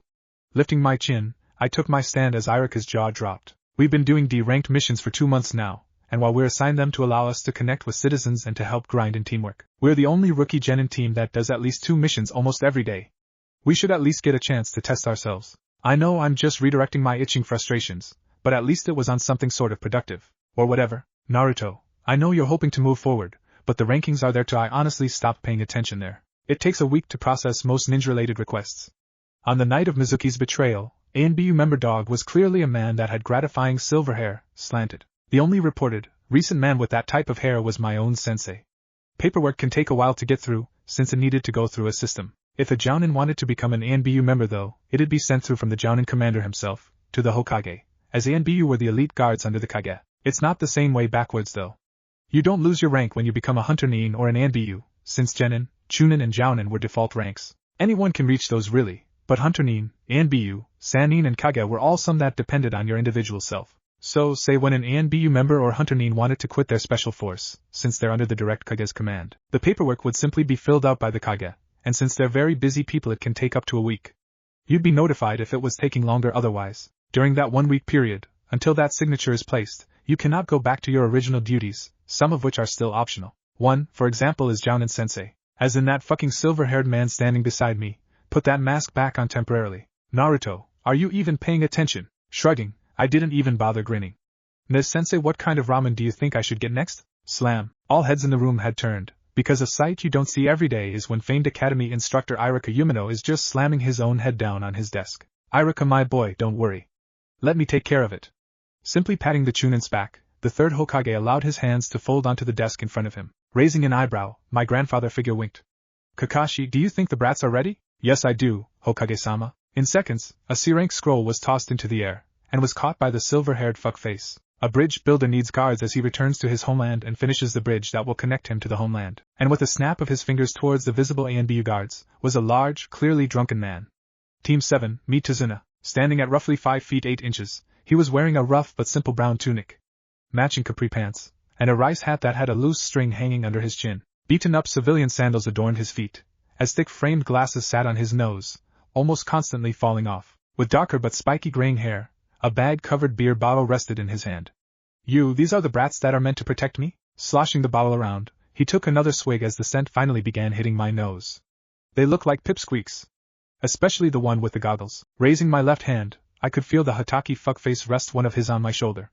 Rolling my eyes, I allowed my hand to disparate into complete paper. With a drunk hiccup, Tazuna adjusted his glasses and outright ogled. Allowing the paper to fold itself into miniature crows, I watched them swoop and swing around in the air before they returned to their proper place in my skin. I assure you, my students are quite talented. Even if they weren't, I'm a Jounin. I understand. Lifting himself up, the bridge builder nodded, as if to reassure himself of something. Well, these brats better be ready to protect me with their lives, alright. The fuckface's hand was warm, and comforting despite being covered in cloth and my irritation at him knowing whose child I was and still never being there for me. But it was nice. Alright. We'll meet up at the East Gate in 2 hours. Pack for a month's trip, say your goodbyes, that kind of thing. With a nod from all of us, one of the last connections to my parents had released my shoulder, and shooed me out of the room with a drunken fart, an Avenger and his fangirl. Silently we all went our separate ways, most likely not being able to get one-on-one time with Jisan within only 2 hours for his opinion on what to do. I begrudgingly accepted it, and when I arrived to my apartment, I began to pack my items, controlling the personal explosive tags and allowed them to get lost in my own origami folds. I picked up my brushes and painted a seal on the inside of my right arm. Grinning in silent pride, I packed a fresh set of shiny kunai and shuriken, more explosion tags, a sleeping bag and matching tent, several cups of ramens, one of my books on Fuinjutsu, though I faltered when I opened my closet. Biting my lip, I stared into the tiny storage space. On the floor was my old jumpsuit and old standard ninja shoes. Having found a pair of old civilization boots, I've been wearing them with pride each day. With sloppily hung, baggy black and orange clothes on the left side, the new clothes sat neatly on the right. Scowling, I gave in. Starting at my goggles, I ripped my outfit off, ending with my cover-up boxers that sat above normal panties. While never wearing a bra, I kept with that as I began pulling on the long shorts. Pulling my boots back on, I untangled my headband from my hat and goggles. Tying it around my forehead, I stared into the mirror once more on the outside of my closet door. The long, odd cloak-like piece swayed with each movement. The skirt was thin enough in between my legs to not hassle my running or jumping, and the fluffed sleeves spared room for cleverly hidden, spare kunai. Having sewn an Uzumaki symbol to the left on the cloak, I looked like a fantasy princess ass-kicking ninja from the movies. It was perfect, even more so when I tried to pull out my origami wings. Lifting the back of the cloak up, chakra used through the clothing only enlarged and thickened it, turning the wings into thick orange, pointy sets. Throwing a few more extra pieces of my current outfit into the seal, I had also packed my old outfit of black shirt and orange shorts, more as pajamas than anything. Looking around my small apartment one last time, I couldn't remember anything else other than to bring my gamachan. Hinging into my original outfit, I walked out of my apartment, locking it behind me. Having no one to say goodbye to that wasn't there during the mission briefing, I actually arrived early to the east gate, and sat on a randomly scattered bench, waiting. It wasn't that long though, maybe 5 minutes later that the almighty last Uchiha had arrived and sat next to me. Not saying anything other than a HN as a greeting, an almost awkward silence took over once again. My godmother has an excuse on why she isn't around, though I still hadn't met her myself. Being a part of one of the most influential clans in Konoha at the moment, and a powerful Kanuchi all on her own, grieving can do things to you. As long as she still doesn't continue, pretending I don't exist or whatever, I can forgive her for it. I hadn't heard my godfather's excuse yet, but for someone that was closely connected to one of my parents not being there, despite residing in the same village for years, pisses me off. Sensei or not, you don't just ignore your apparent Neichan's kid. Feeling someone walk closer rather than hearing, I turned my head and watched Sakura and Tazuna from the distance. Talking softly, I could just barely hear their conversation through my sensitive ears. Discussing the demographics around the land of Wave, where Tazuna was from and building the bridge, I could see Sakura soak in the information. From the way he was walking though, he was suspicious of his surroundings. Not so much aware, but he was at least more sober than earlier, as though he was expecting a ghost to pop up from behind and scare him to death. Either the thugs preyed on everyone in large groups on the way, leaving no survivors, or there was just a lot of crime in his own land to make him this paranoid. Yo! Snapping our heads to the sound of the familiar voice, our sensei was crouched onto the back of the bench Sasuke team and I were sitting on. Stopping in her steps though, Sakura was the only one who spoke. Why, you're on time. Standing up from his odd position, his shadow fell across me, blocking the sun from my view completely. With a shiver up my spine though, I could feel myself heat up in between my legs. He's above me. Stepping down onto the seat of the bench though, he patted my head and walked towards the gate. Naruto Baka, where is your pack? Having shaken herself out of the shock of Kakashi arriving on time first, Sakura was also the first to notice my lack of backpack. Turning to her, I pulled down my hinged sleeve and showed her the seal. I could see the slight disgust on her face, and I knew she was assuming that it was another ability of my paper when it was just Fuinjutsu. With a clap of his hands though, we all turned our attention to the frustratingly annoying Jounin. Well, now that we're all here, let's do a diamond formation around Tazuna. Sakura leading, Sasuke on left, Naruto on right, and I'll take back. Taking our positions, we slowly left Konoha at civilian pace. I could just summon a whole bunch of clones, fly us all the way there. The only conversation there was held between Sakura, Tazuna, and Kakashi sensei. Though once it hit on our own experiences in traveling, I was the only one who hadn't said anything. Tazuna had traveled to the Hidden Mist village, several gambling and civilian cities in the Land of Fire and Land of Lightning, due to their closeness. Sakura had lived in the hidden village of the sand for quite a while when she was younger, and apparently finding the citizens there quite frightening, had moved back to Konoha, visiting and staying in the land of rivers in between. Sasuke, in his short life with his family, had visited the land of iron and tea country. Kakashi-sensei, in his mysterious ways, apparently managed to visit most of the big 5 countries and their ninja capitals. It struck me soon after though that the reason why I never left the village was because I wasn't allowed to. In the middle of a warm country, on a small and dusty road walked a small party of 5 were walking along. Standing back straight, the youngest 3 of the group paid attention to their surroundings, as the 2 oldest walked at least visibly relaxed. While the vegetation around them was flourishing and basking in the gently demanding sunlight, the road was allowing a small kick of dust to pick up with each step the travelers made. The silver-haired man of the group had his face in an orange-covered book and his other hand in a pocket. Walking at the back of the diamond shape the members made, he could see with his one eye all of the members. Directly in front of him was the becoming once again drunk aging bridge builder. To the left of Mr. Drunk was a raven-haired boy, constantly brooding despite the wonderful weather. Peeking out from in front of the builder was a pink-haired girl, who was softly humming in her walking. Her mood and attitude for the mission were unmatched. The great sun, despite her remaining teammate normally taking that place. Then again, that remaining teammate walking to the right of the builder seemed to be mighty pissed off with the silver-haired man. What did I do exactly? Despite trying to keep up her mood and participation of the last conversations, the gender-disguised member of Team 7 was upset. Only about 4 people still alive had known at least one of her parents so far. One of those people was her own damn sensei, and yet he never said a thing. Is he waiting for me to ask? Crossing her arms, she decided to go for it, right then and there. After all, she had to get the word out. Kakashi-sensei? It wasn't just his attention she caught in the end. Faltering in her steps, Sakura attempted to catch herself before anyone else noticed. Sasuke dropped his arms and stared from the corner of his eye, and Tazuna outright turned his head to stare at the smallest ninja in the group. While Tazuna noticed the awkward and sometimes tense air, he knew it wasn't normal from his brief conversation with the only exposed kunoichi. Yes, Naruto? Not pausing in her walking, Naruto threw her hands up behind her head, taking up her old habit when nervous. How did you know my mom? At the question, Sasuke frowned as Sakura's brow furrowed. Turning his own head back to the road, Tazuna didn't question the randomness of the conversation. She was friends with my own sensei, when I was a chunin. Allowing silence to take over to the group once again, Kakashi connected the dots. She's beginning to figure it out. She was probably showed a confusing memory simply staring at the page in the book. He allowed little peeks at his sensei's daughter and awaited for any new questions. One did come though, but not from Naruto. Kakashi-sensei, why did you still have a sensei when you were a chunin, and who was he? Only turning her head temporarily, Sakura's face was scrunched in with confusion. Deciding to give them a brief lesson on himself, he lowered his book and stared at the ground ahead. We were in the middle of the war and my training partner turned sensei, Minato Namikaze, was assigned 2 genin to take on missions with. Your sensei was the Yondaime Hokage.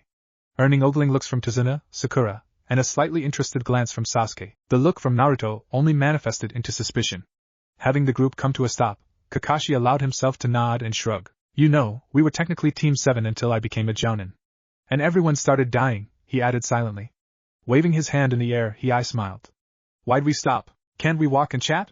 With wild nods from half the group, Naruto continued to stare in pure stillness until the jounin walked forward and patted her shoulder. As if awakening from a daze, she stared into the lone eye and with a simple blink, the look was gone. Silently turning and entering her position beside Tazuna, she crossed her arms in front of her, which earned her own look of suspicion from Sasuke. What exactly is going on? Back in Konoha, the weathered Hokage sat behind the almost cleared desk. Taking a momentous break, the man swirled around in his chair. Stopping at the large bay windows behind him, he stared out to the village. Folding his hands on his lap, his thoughts traveled from the tall monument, and all the way to the trees peeking over the gates. Slowly spinning back around, the old monkey reached into one of his drawers and pulled out a unique request form. Ninja Information Request Form. Name Naruto Uzumaki. Village Kanehigakure. DOB 10/10/183. Ninja Rank Genin. Request of change. Gender on ninja identification. Reason of change is actually a female. Signature of approval. It's not as if anyone needs a birth certificate for a ninja identification card anyways. Finishing the form, the man placed it in the going out pile. She'll thank me. There's 2 people ahead of us with a furrowed brow. Naruto allowed her need of expression to break free despite her bubbling frustrations. They're hiding. Raising her chin up, she noticed the dust picked up by the members in her group and the shallow water puddles several yards ahead. Are we going up against fucking morons? Waiting until they were much closer, did Naruto let herself fall out of formation and peered down at the puddle with her arms behind her back. Any, stupid Kun and stupid Chan, do you think we're fucking as stupid as you? Swinging her arms forward with her palms forward, 2 missing kiri nin raised out of the puddles. Bitch and pimp slapping them both, her hands disapparated as Sakura squeaked in surprise with Kakashi just sighing at the brute tactics. Allowing her arms to flutter into paper, she quickly sent them forward as the 2 men tried to regain their bearings. With a metal chain hooking them together, the paper manipulator sighed herself. Paper trail, Fox Burrow. Being completely caught off guard by the paper and name, the men attempted to shoot their own kunai at Naruto, and the bridge builder, which all have missed but one. Having been ready, Sasuke had only moved his own knife to block it while Naruto took it through the stomach. Hunching over momentarily, the men had ignored her missing limbs that transformed into small foxes. Fortunately, they were reminded when they attempted to step forward in unison. As though they walked right off a cliff, their bodies were pulled into the dusty road and gasps to grunts of pain were whimpered out as a few of the transformed paper remained, and nibbled randomly. The rest, though, returned to Naruto. The knife that had reached her stomach splattered no blood. Instead, it only gradually made its way back out, with a pasty white coating of stern paper surrounding it. Having her back turned to the rest of her group though, Kakashi quickly made his way over to the disguised female and crouched to be eye to eye at the entrance wound. Seeing nothing but the pasty white coating that was fading and the weapon on the ground, he looked back up at the stiff girl. That hurt like a bitch. Hearing her outburst, the rest of the group sighed in relief and cheered softly. Eye smiling, the Jounin shook his head and stood up straight, never taking his eye off the girl completely before him. I wonder why, huh? With her own relieved face dropping though, Kakashi could feel his relieved heart fall into his stomach. Yeah, you know I'm trying hard though. I'm only 12 years old, Kakashi-kun. I'll get better. Standing as tall as she could, Naruto allowed the anger to flash on her face. Why didn't you do it, Kushina-nichin? Immediately knowing why she was mad, Kakashi allowed his eye smile to drop. Saying it softly as not to be heard by the others, Kakashi attempted to calm his student. Naruto, now is not the time to talk about this. But we can talk as soon as we're alone and not on complete duty, either when we get to Tizuna's, or if we have to set up camp tonight. Is that okay?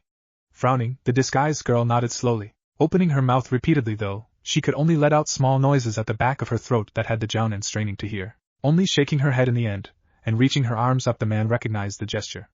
Hug me. Not crouching down again, the man opened his arms and took a step forward. Reaching him literally halfway, Naruto wrapped her arms around his high waist as he set his around her shoulders, leaving a hand directly on her hat with his head lowered. Receiving odd looks from Sakura and a raised eyebrow from Sasuke, it appeared that Tizuna was the only one who understood the situation, or at least pretended to, between the disguised shinobi. Hell, if they kiss, their get-ups will make a complete mask, and as if sensing the thoughts, Kakashi perked his head up and raised his voice just enough to be clearly heard in a strict tone. Tizuna, I believe you have some explaining to do. While the team leader and the client spoke, the genin students listened and yet lost themselves in their thoughts. Naruto didn't mind the hug and in fact enjoyed it, though she understood that her teammates wouldn't understand much once more on this topic either. Sakura outright found the hug creepy and weird, though the slight memory of her bright and happy teammate acting very different and angry and then bringing up the topic of how their elusive sensei knew her mother made it less creepy in her book.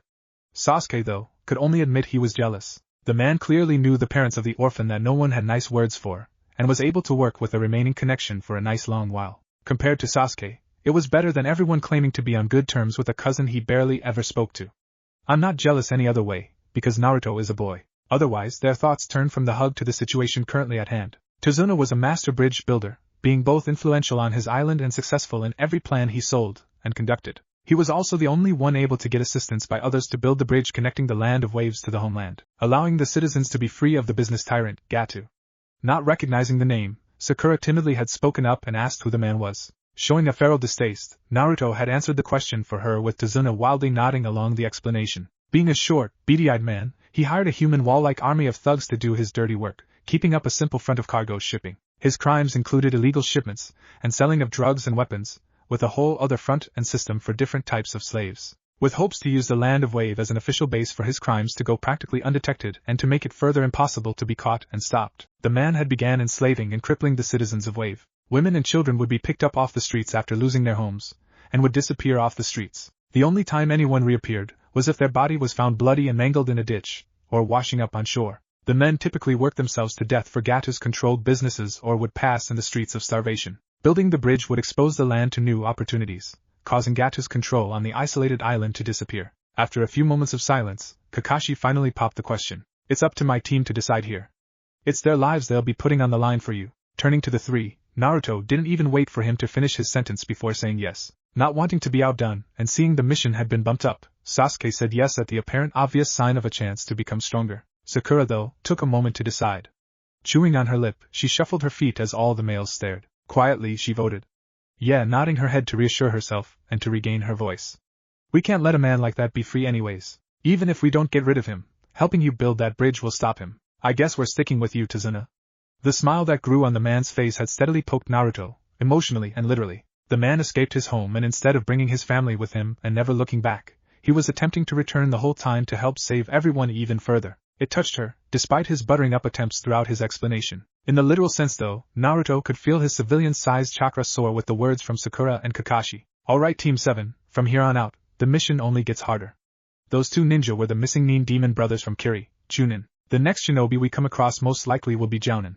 Looking each student in the eye to ensure his words got across, he continued. Diamond formation once again, but be on guard. Jumping into their positions but closer to the client, Sakura and Sasuke pulled out kunai from their pouches as Naruto kept her hands free and clear. Kakashi, though, simply kept his hands in his pockets, and his face out of his book as the group marched on. There were no conversations as the members walked swiftly on the trail. With sweeping eyes and a locked jaw, Naruto kept her back stiffened and mind concentrated toward the environment around her, maintaining the henge around her. It was with twitching muscles, though, that she tried to hold back her own foxy grin at an idea itching in the back of her head. Arriving to a sandy shore, the members of Team 7 and Client had clambered into a boat with a fidgeting man. Trading a soft conversation, the boatman had explained that due to the harsh ways of Gato, nobody was safe even on the homeland's shore. Setting sail, Naruto was sitting in the front with Kakashi and Tazuna behind her, as Sakura and the boatman sat behind them, with Sasuke at the back. It was with a narrow swerve that had Naruto shout in surprise as Sakura gasped as they just barely missed a thick piece of foundation. And with a hush from almost half the boat, Naruto lowered her voice and continued her all. Arriving on the shore, Tazuna and the boatman had shared a brief hug and an even briefer goodbye and wish of good luck to all of group, before he faded back into the fog. With a silent nod from Kakashi, his book was returned to his pouch and he stood on guard as everyone returned to their original positions. It was with an accidental sniff that made itself through her nose momentarily that had Naruto forming and throwing a paper kunai towards a bush. Naruto baka. Snapping her head towards the bush, Naruto furrowed her brow as Sakura ran towards the assaulted shrub and pulled out an unsettled and trembling white rabbit. With a casual roll of the eyes and a shrug, Naruto muttered that it was an accident as Sakura glared harsher than normal. With a huff, the pink-haired girl walked back to the group, releasing the creature on the way. Only when she returned to her original position did Kakashi tug on the shirt of Tazuna and let out a shout to get down, as a large whistling competed for a dominating sound. Falling to her hands and knees, Naruto glanced up in time to see a grayed blur pass over where her neck was exactly, just seconds ago. Frowning, Naruto spread her fingers out on the path and checked for her teammates. They hadn't held her attention for too long, as the whistling blur ended with a large thunk and two almost sync, but lighter thunks. Simultaneously everyone turned their heads to meet the odd sounds, and there was a tall shadowy figure standing tall and menacing. With a bandaged mask around the lower half of his face, his headband was only tilted left on his forehead. With a shiny symbol of Kiri glinting in the flickering sunlight that shined through the leaves of the tree his sword was stuck in. His skin, though, was almost grayed in a similar way to his sword. Muscles peaked and molded around the long straps that held his black cameo pants up around his shoulders. With slightly striped gray arm and leg bands he blended into the fog with no problem. His gray toes just barely peeked out of his modified ninja sandals, and it was with a tilt of head that Naruto could see the bandage mask went up to the side of his face. Over his ears, Kakashi Hatake, copycat ninja, here with a bunch of brats? Scratchy, out of natural means rather than hunger or dehydration, he jumped down from his blade, and with one rough tug, it followed him onto the ground. Either way, I need that bridge builder. Stepping in between Zabuza and the rest of his group, Kakashi stood as tall as he could to the man. Zabuza Momochi, demon of the mist. Sorry, I can't let you do that. It was with a shrug and a glint that entered his eyes, did his fingers quickly form a jutsu. Hidden mist no jutsu, Naruto POV. Why is he called demon of the mist? With a roll of my eyes and a scowl, Sasuke, Sakura and I moved in almost sync to form a tight triangle around Tazuna. Forming a kunai, I kept my senses aware. Since the rolling in mist was made of chakra, I could just barely feel it in the air around me. The Zabuza guy though clearly had experience in this jutsu and the possible drawbacks, because I couldn't feel his actual personal chakra anymore. Watching Kakashi-sensei's back from the corner of my eye, my scowl turned into a worried frown when I watched him disappear into the fog as it grew thicker. It was his scent that I could smell in the bush though, and unfortunately water, or at least in this case, mist can cover up scents almost just as well. Zabuza Momochi is a master of silent killing, but don't worry. With a slight cough, I could hear the clanging of metal throughout the mist, coming from the direction that I last saw my sensei to be. I refused to leave my students to their death. With even heavier clangs, I could hear the splashing of water and slight whispers between the two jonin. It was when silence took over that I grit my teeth. Behind me, feeling the actual chakra of the apparent demon, I quickly formed my chakra into long spikes out of my back. Turning my head, I watched the tall demon fall apart, limb by limb into water coating me. Reducing my chakra from the spikes, I just barely missed Tazuna. With an apologetic smile, he tensely nodded in return. Turning my head back, I let the paper evolve back into my body. The clanging had returned, and it was when Zabuza's voice quite literally echoed throughout the clearing. I returned to frowning, more out of irritation than anything now. Do you know why I'm called the Demon of the Mist? Feeling it, I knew it was intense killing intent, rolling off in waves from one direction, though being used to it I still didn't move a muscle. From the corner of my eye, I could see Sasuke begin trembling, and lifting his kunai towards his own neck. Sasuke! He's just trying to scare you. With an echoing snort most likely from Zabuza, I heard another large clang echo throughout the mist. I answered his question though, deciding to play along if it meant that he'd be slightly distracted from my sensei. No, we don't know why you're called that. Asshole. Biting my lip, I tried to not insult him otherwise as Sasuke only calmed temporarily from sensei's comfort. You see, in Kiri we had a new graduation exam. With a menacing chuckling following, the sound of running water and clanging had continued to a fast pace. I still couldn't see or feel much, though I could feel at least Kakashi-sensei's chakra spiking with each sound of running water. I wasn't even in the academy by then. Clang. The order was to grow close with your classmates, to be trained next to them, to touch every possible ninja topic pshh. Then on the very last day you were ordered to kill every single person, and I did it without even being in their class. His laughter was uncontrollable, and you could absolutely hear the glee and almost growl in the back of his throat. It bothered me that some people would choose to do evil with no problem. That someone gave this asshat the title of demon, just because he did something that fucking was expected of you. It doesn't make any sense either. He didn't grow up with them. He just joined in. Gripping my kunai harder, I scowled. The asshole didn't even fucking grow up with them. Of course he wouldn't feel too guilty for killing kids he didn't know. Hey eyebrowless asshole. Did you know that demons come in all shapes and sizes? Muttering for a bunshin, I allowed it to take my place in the formation around Tizuna as I jumped into the mist. Running to Kakashi-sensei's chakra with the echoing clangs and running water, I paused when I stepped into water. Squinting, I could see multiple Zabuzas made of water as my sensei manipulated his way through them, creating his own. With a repetitive red glint on all the Kakashis, I furrowed my brow in confusion. With his headband sitting straight on his forehead, I could finally see a red eye with what looked like a large pupil. Shaking my head though, I muttered my new jutsu. Paper trail, professional monster. The closest Zabuza looked though in curiosity and borderline anger, but with my chakra being released I couldn't observe it much longer. Surrounding me, layers and layers of paper slowly edged me closer into the water as a Kiri bunshin shot itself to me, attempting to stop me. It had failed, as with a slice right through his head, that I held my breath and was able to slip my body down underwater into a deeper end. As my transformation was completing itself, while I had learned minutes ago that water didn't affect me, then it shouldn't affect my water or even damage my list of possible henges. It was with overhearing a conversation from awful villagers that I had gotten the idea to become the monsters they and their children feared or adored, just to ironically protect them or others. Opening my eyes, I slowed my chakra to a stop and stared through the surface. Letting my breath go, I could breathe freely underwater. Grinning, I knew my idea worked. Ever heard of mermaids? Yeah, I fucking did that. Looking down, my tail was as black and dark as the real pair of pants I was wearing under the proper henge. My shirt itself though followed through as well, ending around my belly button with my odd little cloak fluttering in the shifting water. Without even needing to look into a mirror or to run my fingers against my skin, with each breath I could feel small gills rising and lowering itself down in sync. My hair itself was waving wildly, almost matching my cloak pieces. It was with a guttered yelp and a growl though, I had my attention drawn to my sensei and his opponent both being pushed down by similar jutsus into the water. Wiggling my tail, I fought against the rippling current towards the apparent demon, and caught him by surprise. Kage no kunai. Launching several hundreds from my left hand, the last one I had launched out rested in my hand as I swam after the horde of kunai, and into his arm length, watching blood almost squirt out of a few newly formed cuts. Twirling the knife, I attempted to slice at his throat as he gripped a wound, but it was with his free arm that he was able to grab my wrist and his left leg that he kicked me in the stomach, using my body as a leverage to eject himself towards the surface. Scowling, I gagged at the intensity of the kick as I momentarily watched him climb back onto the surface of the water, noticing and feeling my sensei launch himself at the newly revealed man. It was using my newly favorite hand sign though that I summoned several clones to rise to the surface in my original henge, acting as a distraction for Kakashi-sensei to strike at the perfect opportunity, as I truly didn't help too much. Watching from the bottom of the lake, I crossed my arms in worry. With each passing memory, a clone was destroyed by the power of Zabuza. With each passing second, Zabuza was becoming more brute and aggressive. With each clone being popped, I knew my unique paper power wasn't anywhere enough to save anyone besides myself if I wanted to run away. It was with the last clone that Kakashi Hatake was encased into a ball of water,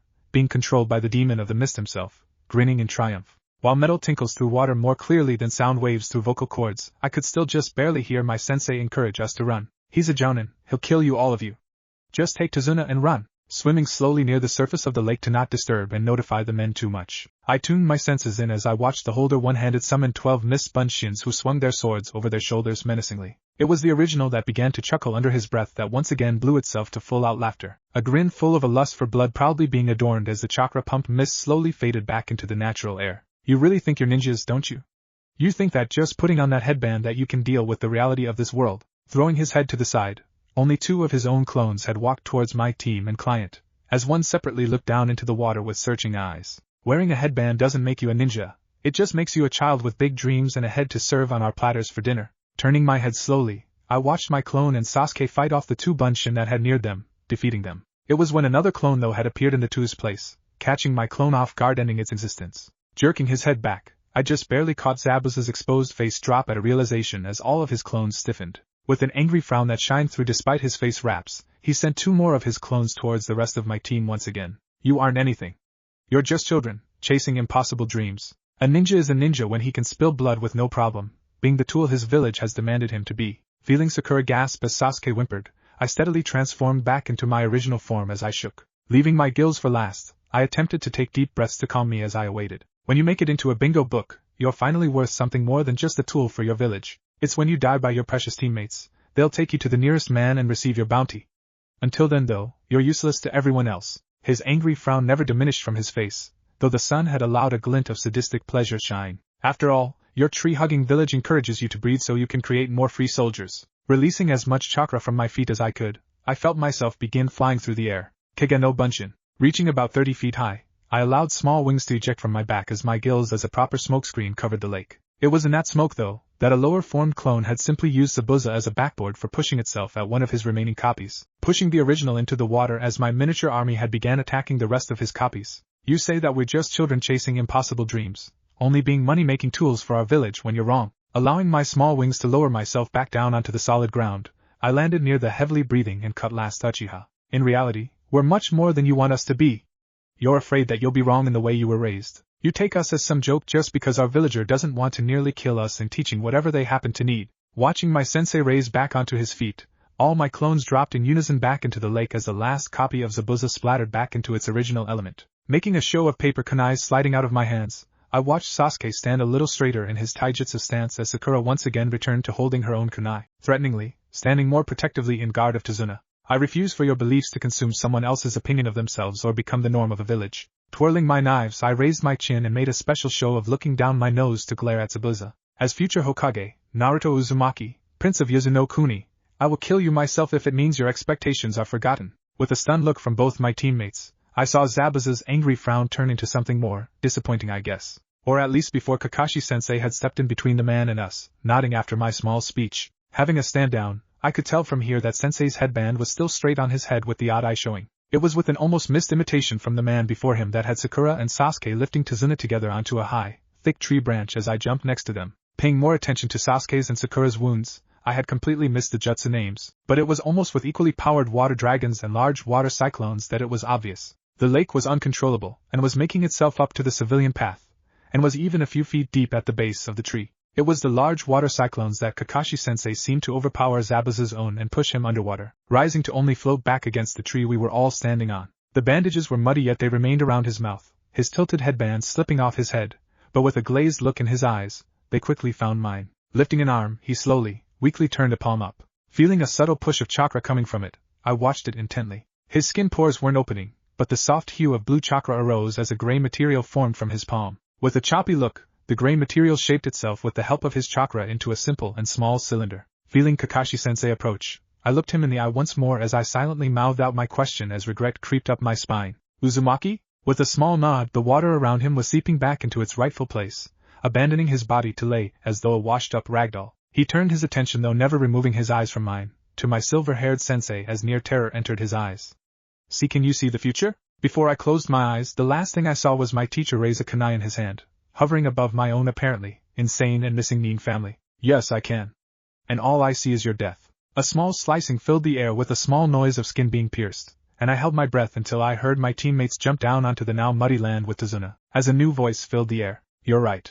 His future only contained his death. Purposely turning my head away from where I knew Zabuza's corpse now laid, I turned toward the odd voice that clearly had its chakra still covered. Slowly cracking my eyes open, it was a Kiri hunting Nin that stood with their arms lowered, but one hand still held a pair of thin sliced senbons. Who are you?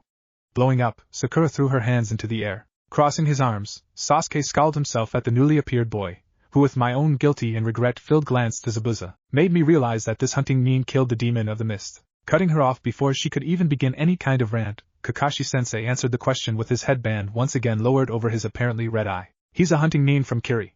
He's meant to hunt and dispose of the missing Nin from his village, to prevent secrets that they may carry from getting out. Pouting at the response, Sakura huffed as Sasuke only scowled harder. Watching the ninja, I only sat down on the branch and folded my hands in my lap, feeling a whimper appear in the back of my throat. I wasn't the one who killed him, but my goals still contain rising this family from the ashes, to bring people that were separated through bullshit means together. I mean, I doubt I could have helped him through his life not to be so negative or evil. He's like 30 years old or something, but I could have tried to convince him to change.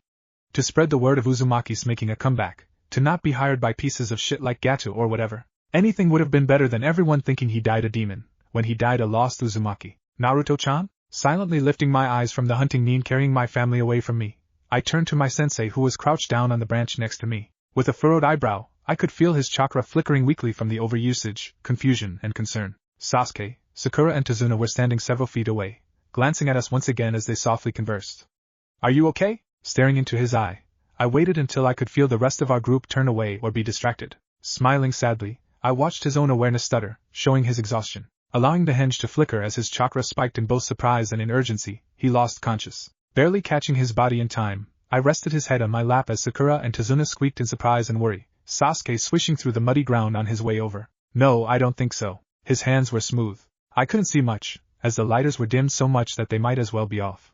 I could recognize the room though as my apartment. Laying on my bed, fresh air drifted through my cracked open window, making goosebumps appear across my nude skin. It appeared to please the man beside me, as he only ran his fingers over my hardening, ensuring that they stayed stiffened while the other hand followed a path down my collared neck, down the path between my small where a chain rested, and down my stomach, resting itself on top of my small pubes. I'm pleased that the room was so dark that he couldn't see my blush, but he was fully clothed and I was nude. Raising my eyes with my head, I tried to look above and around, yet it was with a partially gloved hand that roughly grabbed my chin, forcing my head back into its original position. Almost magically though, the lights turned completely off, and the only noises I could hear were my and his breathing. Squirming with his hand still on my chin, I didn't dare move my head, but I had apparently caught his attention for something as my lower body was lifted quite high, surprising me. Closing my eyes, my shuddering breath made him hum, in either a thoughtful or pleasure way, I couldn't tell. I almost want to assume he was pleased, as I could feel a pair of folded legs make their way partially under my own ass cheeks,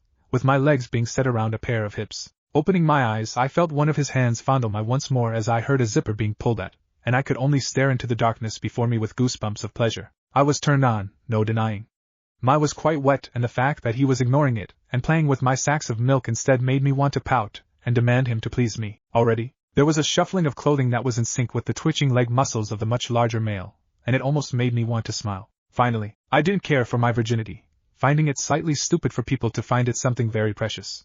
It was your first time, not your last. Sucks if you don't get to try at least once, but sucks even more if you have to stop having it, I'd assume. I wanted to get mine done and over with because it said to hurt, but the fact that this man was dragging it out. His hand had drifted between my, grabbing the chain with an almost urgency. With a hard tug, I was roughly and sloppily pulled onto his lap, feeling a large warm, pulsing object make its way in between the folds of my, diagonally angled like my finger when I refused to penetrate myself during masturbation. Biting my lip, I felt his legs readjust themselves so my behind was more supported by him. My arms were lazily thrown around his shoulders, my chest rubbing harshly against his vest. His smooth hands had redirected to my behind, and I felt the muscles in his arms bulge slightly as he slightly lifted me, using a whole new pair of muscles in between his legs to twitch his cock right against my hole, perfectly positioned to enter. His face found the crook of my neck, and I could feel my heart beat in my ears. I didn't feel skin, I felt cloth. Slowly pulling myself back gently, to prevent him from dropping me right on his cock as punishment of seemingly rejecting him, I rested my hands on his shoulders and looked. Kakashi-sensei? Naruto-chan? His mismatched eyes were shadowed by the dark, but I could still see the steel gray and bright blood red. He still adorned his mask, his headband was completely gone, and his silver hair almost glowed despite the darkness. Staring into his eyes, he leaned forward and kissed me, despite his mask. Kissing him back, it was a distraction for him to completely drop and force me down onto his cock. Sensei. Tears were gathering in my eyes at the surprising, large pain that pierced my. His cock was constantly pulsing and he softly was moaning my name out in syllables. Sniffling, I didn't imagine it to hurt this much, and the fact that he was enjoying it, it was turning me on further. Through his mask, his teeth still were there as he bit down onto my neck, making me groan further in slight pain, half pleasure. Wiggling my bottom, his hands tightened themselves into cups, digging his nails into my ass. Lifting my body, he slowly rose me up off his cock, never pulling out, and his body followed mine. Getting on his own knees, he allowed me to fall on my back onto the bed. Holding onto my hips though, he looked down upon me with lust in his eyes. Such a pretty thing, just waiting to get fucked, HM? With a pleased shiver raking down my spine, I tried to smile up at him with my earlier tears shining. Fucked by you, Kakashi-sensei. And with a further attempt to spread my legs, he took the initiative and to insert himself fully once more, slowly this time. And then faster. Pouting, I watched him with wide eyes as he leaned down to get close to my face. Using one hand, he grabbed the chain and lifted my upper body off the bed, and almost glared into my demanding eyes. I make the orders, you follow them? I could only nod, as his voice took on his commanding tone from training. Letting go of the chain, my upper body dropped back once again onto the bed. Appearing very pleased himself, he slammed himself into my body. Arching my body, he slowly pulled out and repeatedly slammed himself into my small body. Nah, Is this what you wanted, you slutty Uzumaki?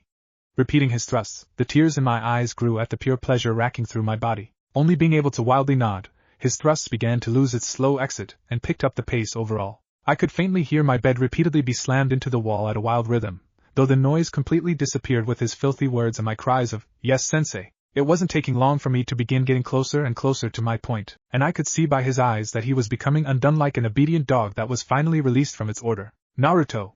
Leaning forward, he fondled my once again. God, Naruto grabbing the chain, his body leaned back and his hips began to lose control as stars once again entered my eyes. Naruto! Rocketing my body up, I knocked foreheads with the one and only Sasuke Uchiha. What the fuck? It took a moment of rubbing my forehead and staring in disbelief at him, that I remembered what happened the past day to end up here, mashing my forehead into Sasuke's. Kakashi-sensei passed out after his battle, and Sasuke and I carried him to Tazuna's house. We got a spare bedroom with each other since we were both males, yeah. Totally, and Sakura got her own room while our sensei was in a reachable room that wouldn't invade our privacy since he was injured, which was Tazuna's family sitting room. We ended up resting for the night, taking dinner to our rooms and passing out as soon as we finished. Naruto, what were you even dreaming about? Huh?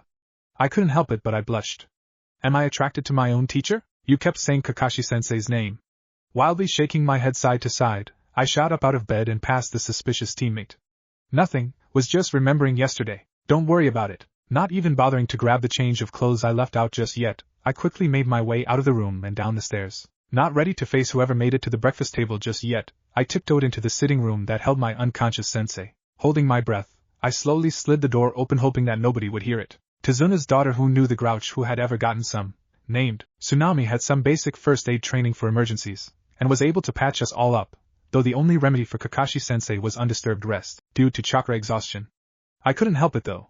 I wanted to see my sensei, one of the few connections left to my parents. Definitely not because I just had a dream about him, where he fucked me, taking my virginity very roughly. Definitely not that. Oh, who am I kidding here? Continuing my tiptoeing, he was laying face up on a futon, covered up to his chin in blankets. His headband was pulled off, sitting neatly folded on a mobile tray next to a glass of water. While the cuts from Zabuza had steadily healed up across his arms and legs, his gravity-defying hair was almost flat compared to its usual fluff. Before he had passed out, I allowed the henge I was wearing to diminish momentarily to show him. Losing an Uzumaki member that I hadn't even known personally made me want to cling to the nearest object or person that could even be connected to at least one of my parents. I'll admit, I'm suspicious of him, knowing my mother even being close enough to call her his older sister. If he was that close, didn't that mean he knew who her more closer friends were, such as who married her? Closing the door behind me, I tiptoed my way to his side and sat down with my legs crossed. His scarred eye, normally hidden by his headband, wasn't a fashion statement, not there to appear even more so mysterious with his mask or anything. After we had retired to our rooms and laid in bed, Sasuke asked me on if I knew about his eye. Being confused at the time, I asked him what did he mean. Rolling his eyes and almost huffing, he explained quite plainly that Kakashi Hatake was not an Uchiha, yet had the dijutsu of one in his other eye. He was clearly upset about it, so I restated his words in a tone of disbelief. Kakashi Hatake is not an Uchiha, yet he has the dijutsu of one. I was baffled at his quiet assumption. Yes, Sasuke is a cynical person, but to assume that the village of prideful bloodlines would allow him to pluck one from another person's skull? They'd pluck it right back out and step on it as he watched. Voicing my view on the situation for the last Uchiha, it made him softly hum for a moment. He must have thought it through enough, as he shuffled around in his own futon bed and wished me good night soon after. Even if our village allowed such plucking, I don't see why Kakashi Hatake, a man with a bloodline of his own, would want another. Without even trying too much, all he'd have to do is karate chop someone and he'd slice right through their whole bone structure. Watching his chest raise and lower repeatedly, I thought over about my dream again. Mysterious man in my apartment turned out to be my sensei.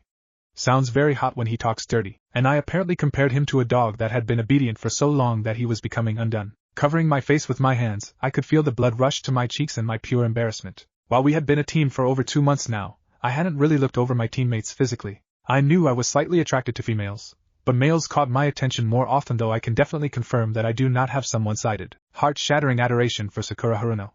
Sasuke is okay, but his personality is a buzzkill. I don't know shit about Kakashi-sensei.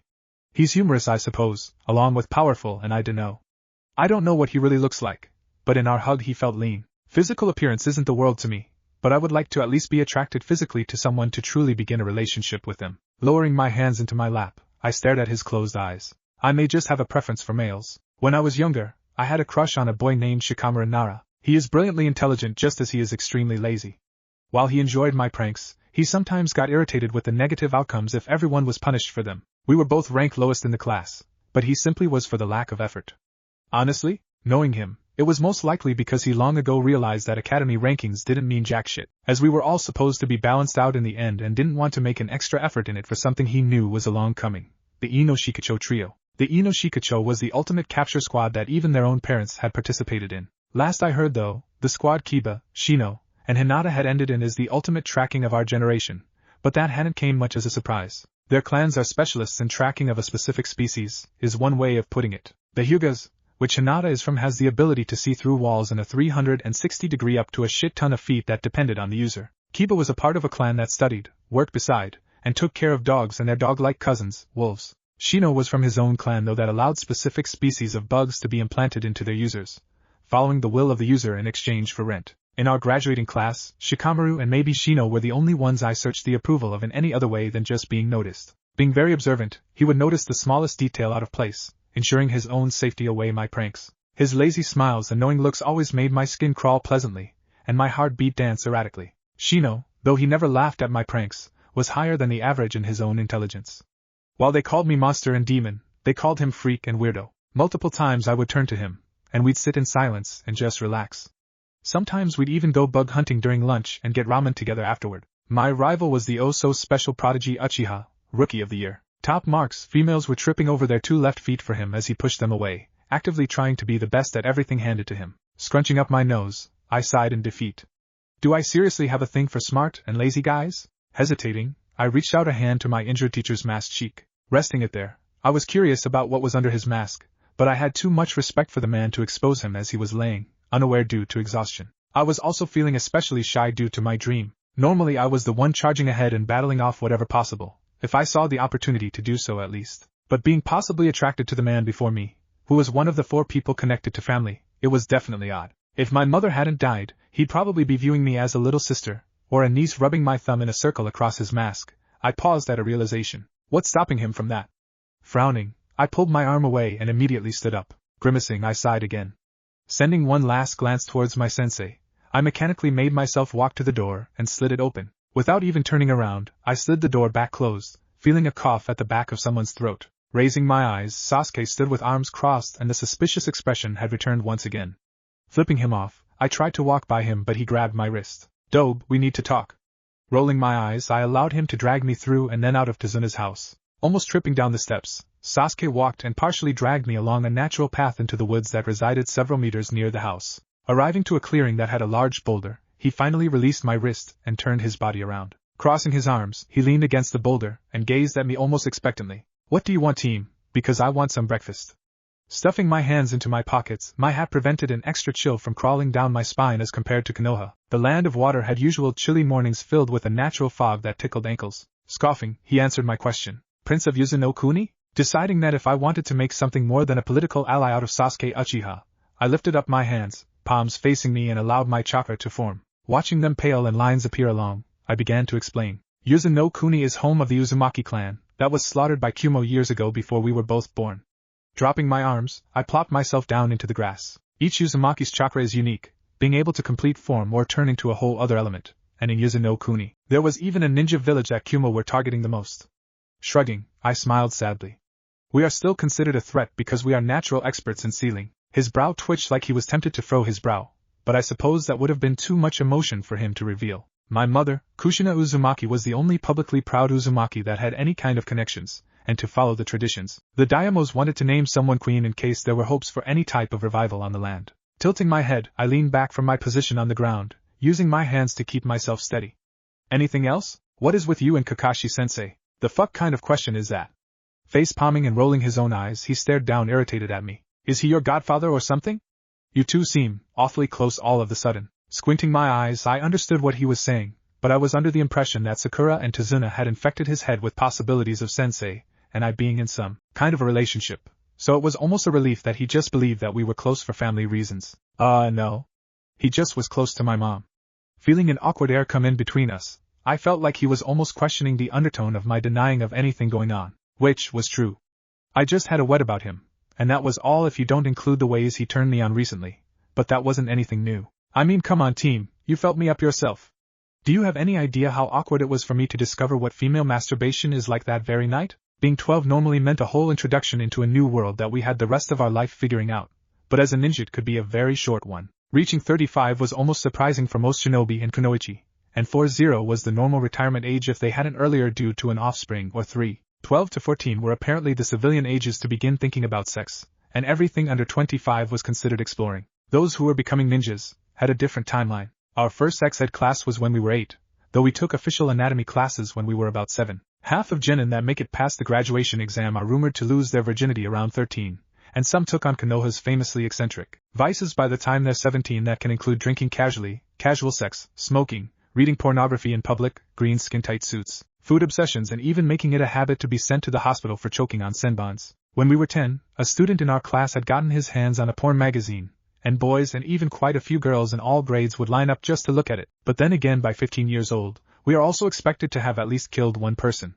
16 for females and specific males to go on seductive missions too. It explains the expected vices and the too early exposure. Just like a visiting jounin had once said though, with her wild purple hair, trench coat and fishnet shirt, old enough to kill, old enough to drink and fuck. The academy has prepared us for a future we had almost dreamed of, but the reality is that they don't warn us of the psychological damage that can be done, or what it would be like when we realized that we had taken someone else's life. While I had almost folded a psychology book into origami, I had paused and read a few pages. Anything else, team? Watching him shrug, I sighed. I just wasn't feeling it today. Lifting myself off the ground, I turned to head back to the house and maybe grab some leftover breakfast, but I couldn't help but to pause and turn back, and stare at Sasuke. Still standing there, arms crossed as he leaned against the boulder, he stared back. Is he even all that attractive? His raven hair was shaped into a duck butt, and he wore a flamboyantly wide-necked, navy blue shirt. His khaki shorts were white, that matched his armbands. He wore the standard sandals, and even had some kind of leg bands that had a matching navy blue trim on them. He dressed like a dork, but his almond-shaped onyx eyes were interesting. His nose was refined, and he had a very heart-like shaped face. I could see his own mother's face, with the stern features his father had adorned when I watched him drop Sasuke off at the academy when we were younger. Sticking my hands into my pockets, I felt my lips almost itch. His lips were a mixture of something that I couldn't name, though there was a perfect arch. Shrugging myself again, I turned around and walked back to the house. I don't see why girls are obsessed with him, but he's pretty okay. That day was spent in silence. I took over guarding Tazuna as he returned to building the bridge, trading shifts with Sakura as noon rolled around. Returning to the house, I went to my shared room with Sasuke and relaxed. Only leaving my room for meals, I promised myself that the next day will be spent differently doing something that would make a difference. I ended up waking up earlier than Sasuke, and assisted Tsunami with cooking breakfast. Sitting down for the meal, everyone once again except Kakashi-sensei had arrived, and when everyone had dispersed for the day, Tazuna being guarded by Sakura for the morning, and then Sasuke afternoon, I was off to do my own thing today for sure. Starting my day with visiting Kakashi-sensei, I promised him silently that I'd figure out my feelings, so I didn't ruin whatever image as a niece, student, or little sister he had for me. Finding one of his still gloved hand under the blanket, I gently pulled it out and hesitantly kissed the center of his palm. I had left blushing and breathing heavily. With a breath of fresh air though, I determinedly made my way out to the village. There was a fine line, of course, between being told of cruel expectations and seeing them for yourselves. Rubbing at my temples, I wondered where I could begin. The mission was protecting Tazuna the bridge builder from Gata's men until he finished his bridge, which later would end the poverty and poor conditions that involved prostitution of all ages, undertone of slavery, starvation and homeless in the village. They never said anything about assisting villagers in fighting back against that poverty, and said poor conditions before the bridge was finished. Purposely buying extra supplies from 3 different businesses that were ran by thinned and equally filthy as the homeless sleeping in the alleys, I hid in the shadows. Having bought extra brushes, paper, and paint, my fingers were twitching for the folding, but my grin twitched for the smell of revenge. One sheet of paper was for observing behaviors of both normal villagers and the guard-like mercenaries, as another was for mapping out the area and marking the specific places that are being bullied and manipulated into anything and everything. At certain times, the guard-like men would make another sweep of the area, menacingly searching for any type of defiance. The villagers almost understood their natural habitual,